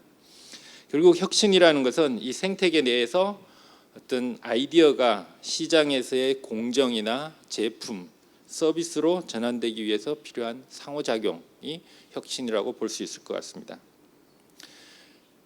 이런 혁신 생태계가 활발하기 위해서는 우선은 건강해야 됩니다. 건강하다는 것은 각 혁신 활동을 일으키는 주체들이 건강해야 된다는 얘기고, 굉장히 다양한 활동들이 일어나고 다양한 주체들이 활동할 수 있을수록 혁신 생태계는 활발해집니다. 그다음에 뒤에 말씀드리겠지만 또 앞에 발표하신 럭저주 교수님의 내용하고 굉장히 같은 맥락에서 보고 있는 게 생태계 내의 흐름, 플로우라는 개념, 저도 굉장히 중요하게 보고 있습니다. 이런 흐름들이 원활하게 역동적으로 일어나고 있어야지 생태계가 건강하고 활발해질 것 같습니다. 그리고 환경에 적응할 수 있고 환경에 대응할 수 있는 유연성을 갖춰야 되겠죠. 그리고 이런 혁신 생태계에서는 기존에 우리가 얘기하던 국가 혁신 시스템이라든가 지역 혁신 시스템 혹은 산업 혁신 시스템, 이런 여러 가지 혁신 관련된 시스템들, 혁신 체제들이 이 안에서 서로 상호작용하는 형태로 볼 수 있을 것 같고요. 혁신 생태계는 혁신 과학기술 혁신 활동만의 문제가 아니라 그 상위에 어떤 혹은 인접하고 있는 경제 생태계, 혹은 교육 생태계, 이런 인접 생태계들과 연관돼서 맞물려서 같이 돌아가는 시스템이라고 볼 수 있을 것 같습니다. 좀 전에 크리스마스 날 고민을 하셔서 만드신 그 에코시스템과는 좀 다르고 저는 고민을 많이 하진 못했습니다. 근데 기존의 OECD나 이런 데서 많이 논의되는 국가혁신 시스템의 관점에서 저희가 생태계라는 관점하고 같이 병행해서 본다면은 결국은 과학기술 혁신의 에코시스템이라는 것은 국가적인 차원, 그다음에 글로벌 차원에서의 혁신 요소들이 이렇게 서로 작용하는 것이 아닌가라는 생각을 해봤습니다.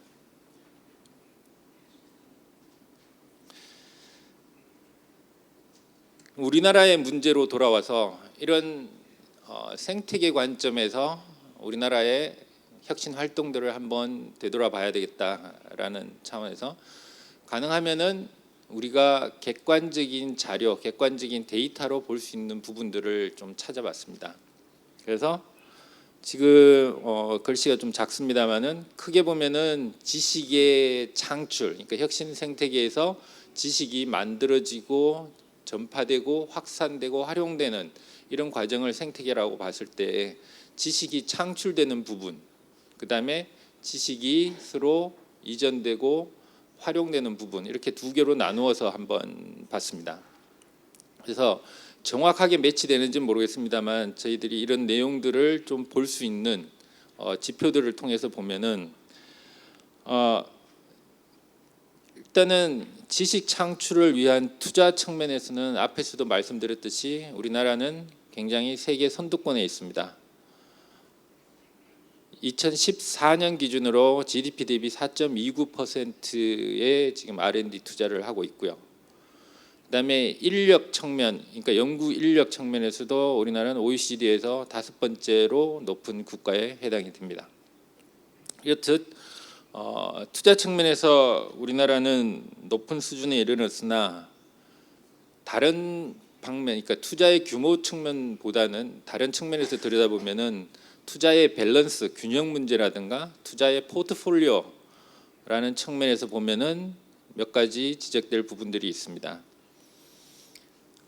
어떤 예를 들면 기초 연구에 대한 비중이라든가, 그다음에 제조업 R&D, 제조 부분의 R&D와 서비스 부분의 R&D의 비중, 서로 밸런스, 이런 부분, 그다음에 지역 간의 격차, 대부분의 수도권과 대전 지역에 집중되어 있는 R&D 현상, 이런 부분들이 밸런스나 포트폴리오 측면에서는 약점이라고 할 수 있을 것 같고요. 그다음에 사실 양적으로는 논문이나 특허, 아까 말씀드린 이 부분에 있어서 양적으로는 많은 증가를 한 부분도 있습니다. 최근에, 근데 그렇지만 이제 좀 전에 말씀드렸듯이 최근에 이런 증가 현상이 어느 정도 정체되어 있거나 혹은 감소되는 부분을 보이고 있긴 합니다.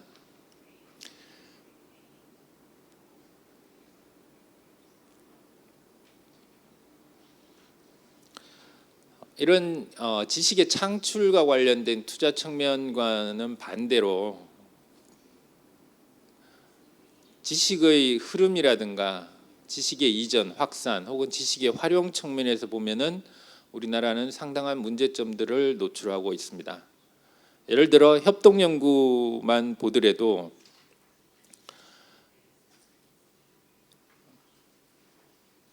정부 R&D 투자에 있어서 기업의 비중이라든가 대학 R&D 투자에 있어서의 기업이 투자하는 비중, 그다음에 기업의 R&D에 있어서 정부 투자금의 비중, 이런 여러 가지 그 상호간의 혁신 주체들이 투자하고 있는 상호간의 비중을 보면은 다른 국가들에 비해서 굉장히 낮은 편입니다. 이 얘기는 혁신 주체들 간의 생태계 내에 자금의 흐름이 그렇게 원활하지 못하다. 그러니까 서로 각자 자기 몫은 굉장히 잘 활용을 하지만 서로 간의 연계를 통해서 새로운 혁신을 이끌어내는 부분에 있어서는 취약하다라는 말씀을 드릴 수 있을 것 같고요.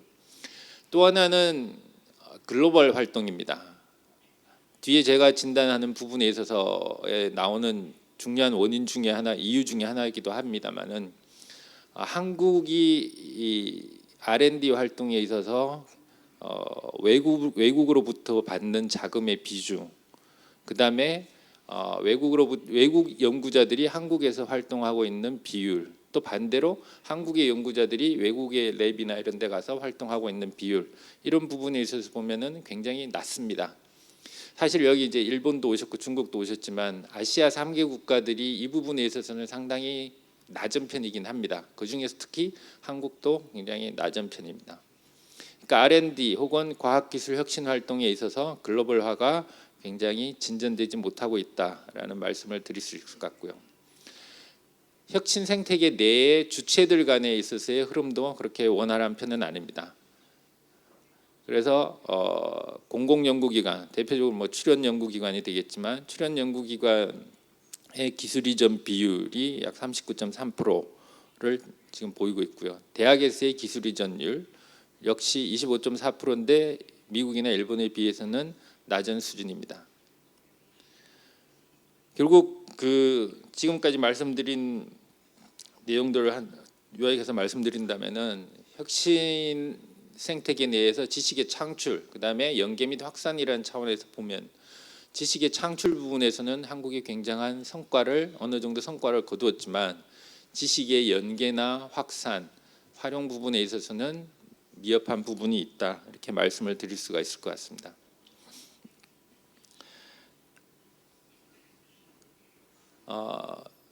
사실 저희가 이제 그 점심 때 잠깐 저희가 얘기를 나누면서 저희가 오늘 30주년이라서 중간에 잠깐 관련된 말씀을 드리는 걸 좀 양해를 부탁드립니다만, 그 1995년도에 저희 스태피에서 아마 그 OECD에서 발간하는 칸츄리 리포트에서 한국의 혁신 시스템에 대한 진단을 했는데, 오늘 좌장을 맡아주실 박용태 교수님이 그 프로젝트를 스태피에서 계실 때 진행을 했습니다.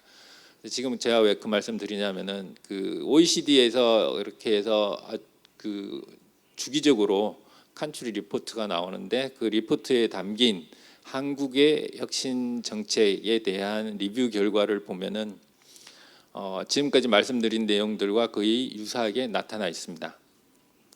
무슨 얘기인가 하면은 한국이 그동안 잘해왔던 부분은 R&D 인베스트먼트, R&D 투자 정책에서 지속적인 증가세를 유지해왔다. 그리고 한국은 아주 훌륭한 유능한 인재를 갖고 있다. 그다음에 양적으로 R&D 퍼포먼스가 성장하고 있다. 그다음에 정부가 주도적인 역할을 해왔다. 이 부분에 대해서 제가 색깔을 다르게 해놓은 이유는 약간의 디베이트가 있는 부분이 있어서 했습니다만은 어쨌든 최소한 한 10년 전까지 정부가 주도적인 역할을 해왔던 것은 사실입니다. 하지만 이런 보고서들에서 또 단점으로 지적하고 있는 것은 제가 좀 전에 말씀드린 연계 부분에서 주체들 간, 그다음에 외국 글로벌 소스와의 연계가 부족한 부분, 그다음에 우리나라의 교육 시스템에 관련된 부분, 그다음에 기초 연구에 관련된 부분, 중소기업의 역량을 높이기 위한 그런 쪽에서의 좀 미흡한 부분, 이런 부분들이 얘기가 되고 있습니다.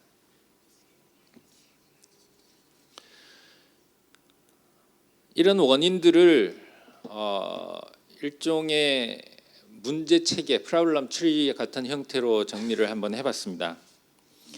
우리가 보고 있는 증상, 우리나라의 혁신 정책에 대한 증상은 경쟁력이 떨어지고 있고, 그 다음에 경제 성장률이 낮아지고 있다, 또 낮은 채로 유지되고 있다라는 것이 어떻게 보면은 현재의 우리나라의 증상입니다. 그럼 이 증상의 원인은 무엇인가? 여러 가지 원인들이 제기되고 있습니다. 작년, 그러니까 2015년부터 저희가 이제 전문가들 설문조사를 통해서 제기하고 있는 여러 가지 한국 혁신 시스템의 문제들을 정리를 해서 각각들의 인과관계 혹은 선후관계들을 조금 정리를 해본 게 지금 보고 계신 표입니다. 그런데 이 여러 가지 원인들, 뭐 교육 시스템도 지적을 하고 기술금융도 문제가 있다라는 지적도 있었고요. 그다음에 평가 시스템이 문제다. 우리나라 평가 시스템이 너무 단기적이고 양적 성과 위주로만 보고 있다. 이런 여러 가지, 그다음에 가버넌스 시스템이 너무 복잡하다라는 지적도 있었고요. 근데 이런 원인들 중에 굉장히 중요하게 차지하고 있는 것 중에 하나가 우리나라의 혁신 활동 혹은 혁신 주체들의 개방성이나 유연성이 부족하다는 것입니다. 그걸 다른 표현으로 이제 저희는 갈라파고스화가 되고 있다라는 얘기를 했습니다. 그러니까 우리나라의 혁신 활동이 굉장히 단절화되고 그다음에 고립되어 있는 것이 아닌가라는 생각을 하게 된 것입니다. 이로 인해서 여러 가지 아까 말씀드린 주체들 간의 혁신 생태계 내에서의 링크 문제, 연계 문제가 잘 회복되지 않고 있다라고 보고 있는 겁니다. 이로 인해서 결국은 새로운 성장 동력을 발굴하지 못하고 있고 기존 주력 산업들에서의 경쟁력도 떨어지고 있다라고 문제를 보았습니다.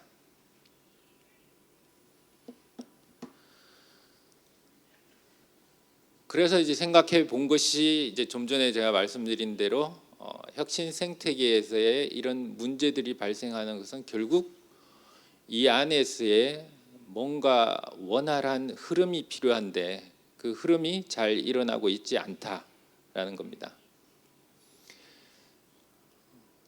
제가 가끔 이제 비유를 드는 것이 그 한의학 얘기를 가끔 얘기를 하는데요. 우리가 열이 나면은 보통은 해열제를 먹습니다. 그렇지만 사실은 아시겠지만 열이 난다고 해서 해열제를 먹으면은 안 됩니다. 안 된다는 의미는 열이 나는 원인을 알고 그 원인에 대처를 해야지 무조건 열만 떨어뜨리면은 열이 발생시키는 기본적인 그게 감염이 됐을 수도 있고 여러 가지 원인이 있을 수 있죠. 그런 부분들에 대해서는 알지 못한다는 거죠. 근데 지금까지 우리나라의 혁신 정책의 대응이라는 것이 결국은 지금 말씀드린 것 같이 열이 나면 해열제를 주고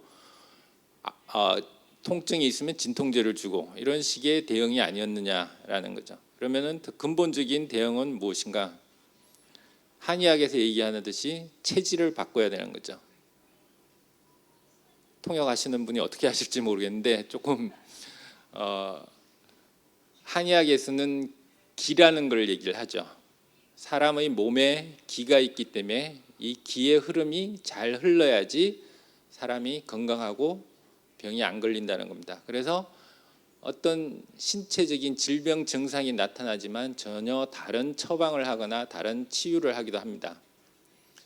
그러니까 저는 우리나라의 혁신 생태계라는 것도 결국은 체질이 바뀌어야 된다라고 보는 거고요.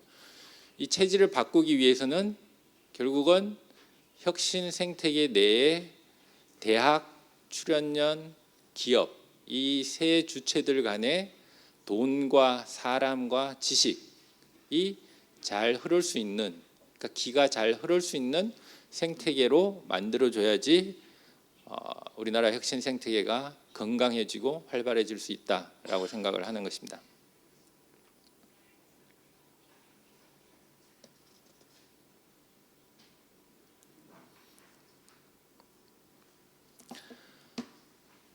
그럼 이런 생태계적 관점을 통해서 저희가 이제 새로운 앞으로 저희가 추구해야 할 혁신 정책의 방향에 대해서 좀 더 고민을 해봤습니다.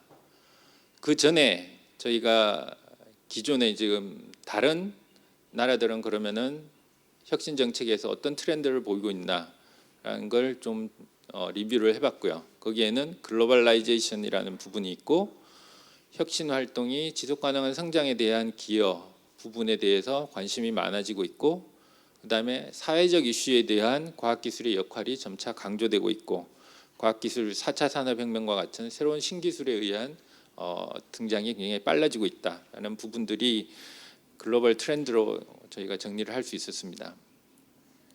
또 하나 저희가 향후의 정책 방향을 위해서 리뷰를 한 게, 저희가 카이스트 정재용 교수님께 부탁을 해서 해외의 과학기술 혁신과 관련된 정책과 관련된 연구들에서 어떤 키워드들이 많이 나오고 있습니까? 라고 조사를 한번 해봤습니다.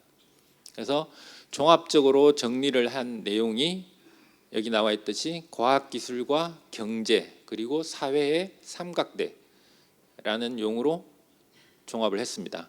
결국은 과거의 과학기술은 경제라는 그 고정관념에서 벗어나 새로운 과학기술과 혁신의 활동은 과학기술과 경제, 사회 이 세 개의 축이 같이 가야 된다라는 의미로 저희가 해석을 할 수 있을 것 같습니다.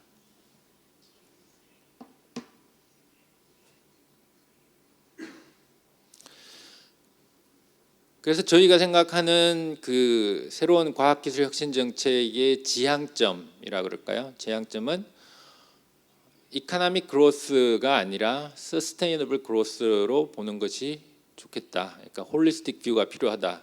그럼 이런 서스테이너블 그로스는 결국은 이코노믹 서스테이너빌리티, 인바이러먼탈 서스테이너빌리티, 그리고 소셜 서스테이너빌리티 이 세 가지로 우리가 볼 수 있겠다라고 생각을 했습니다. 그래서 경제적 지속 가능성은 결국은 새로운 성장 동력을 지속적으로 찾아내고 어떤 가치 있는 직업을 계속해서 창출할 수 있는 게 되어 있고요. 환경적인 지속 가능성을 위해서는 깨끗하고 그다음에 맑은 지구를 유지하는 것, 그리고 사회적인 성장 가능성을 위해서는 앞에 말씀드린 여러 가지 사회적 이슈들을 해결하고 과학기술이 사회에 기여할 수 있는 부분, 그래서 이 세 가지의 혁신 활동은 결국은 인더스트리얼 이노베이션, 그린 이노베이션, 인클루시브 이노베이션 이렇게 정리가 할 수 있을 것 같습니다.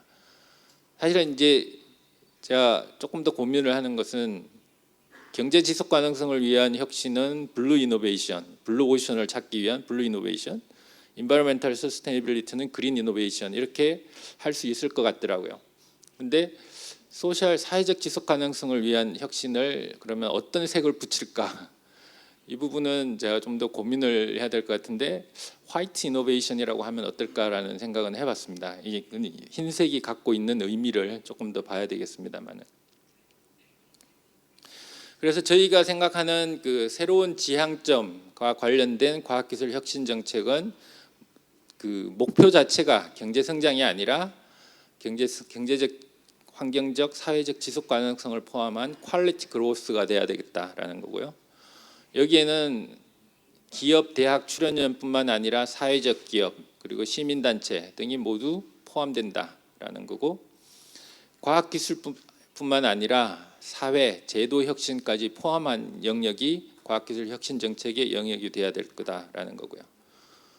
혁신 정책의 성과를 나타내는 지표도 GDP나 GNI, 그로스 레이트 이런 부분이 아니라 퀄리티 오브 라이프나 얼마나 행복한지, 그 다음에 이퀴터빌리티 같은 부분이 될 수 있을 것이다 라고 생각하는 겁니다. 그리고 아까 말씀드린 대로 어떤 지금까지 지역적인 문제 해결을 위한 정책을 펴왔다면은 그거보다는 로컬 옵티멈이 아닌 글로벌 옵티멈 솔루션을 찾는 홀리스틱 뷰를 가진 혁신 정책으로 가야 되겠다라는 게 저희 생각입니다. 저희가 30주년입니다. 그래서 저희 스테피 로고에 맞춰서 저희가 핵심 아젠다를 9개를 한번 뽑아왔습니다. 그래서 R&D 투자 정책, 그다음에 R&D 프로그램, 그다음에 가버넌스, 그다음 지역 혁신 및 과학기술 소통 포함한 9개의 이슈들입니다. 저희가 실제로 이 이슈들에 대해서 팀이 구성되어서 각각 작업을 하고 있습니다. 이 중에 투자 정책과 죄송합니다. R&D 사업 구조와 가버넌스와 관련해서는 지난 3월달에 저희가 워크숍을 한번 했습니다.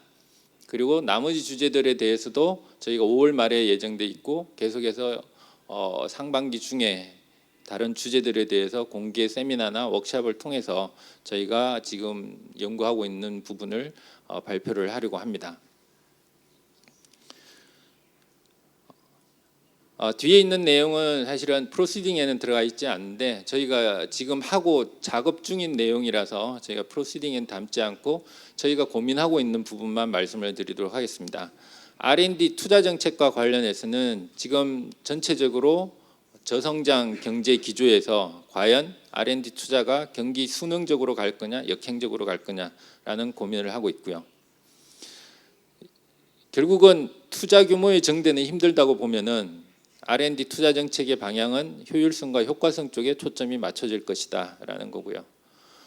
그 다음에 정부가 R&D 투자가 힘들다면은 결국은 민간 부분에서 R&D 투자를 어떻게 하면 더 많이 끌어낼 수 있을까라는 것이 정책 방향이 되어야 될 것이다 라고 생각을 하고 있습니다. 두 번째 앞부분은 R&D 투자와 관련해서는 정장훈 박사가 지금 하고 계시고요. 그 다음에 가버먼트 R&D 프로그램과 관련해서는 우리나라는 지금 20개 넘는 부처에서 600개가 넘는 R&D 프로그램 그리고 5만 개가 넘는 프로젝트를 가지고 있습니다. 그러니까 너무 복잡한 구조를 갖고 있습니다. 기본적으로 그래서 저희 생각은 이 복잡한 구조를 어떻게 단순화할 것인가라는 고민을 하고 있고요. 아주 단순화할 수 있는 방법은 탑다운이냐 바텀업이냐, 그다음에 기초 연구냐 아니면은 응용 개발 연구냐 혹은 국가 전략 연구냐 이렇게 몇 가지 단순화된 축으로 구분을 할 수 있지 않을까 생각을 하고 있습니다. 황석원 박사가 지금 주관을 하고 있습니다. 그다음에 과학기술 행정 시스템과 관련해서는 저희가 뭐 특별히 말씀은 드리지 않겠습니다. 지금 새 정부가 들어서고 아마 어떤 방향이 나올 것 같고요. 이 관련해서는 양승우 박사가 작업을 하고 계십니다. 그다음 정부 출연연 문제는 굉장히 뜨거운 감자이기도 합니다. 그렇지만 또 저희 또 중요한 이슈이기도 해서 저희도 지금 다루고 있고요. 저희가 갖고 있는 기본 방향 중에 하나는 정부 출연연을 어떤 실제 문제 해결을 위한 연구 단위 조직으로 가져가는 것이 좋겠다라는 생각을 하고 있습니다. 이민영 박사가 지금 담당을 하고 있고요. 그다음 그 4차 산업혁명과 관련해서 저희가 몇 가지 주제들을 하고 있습니다.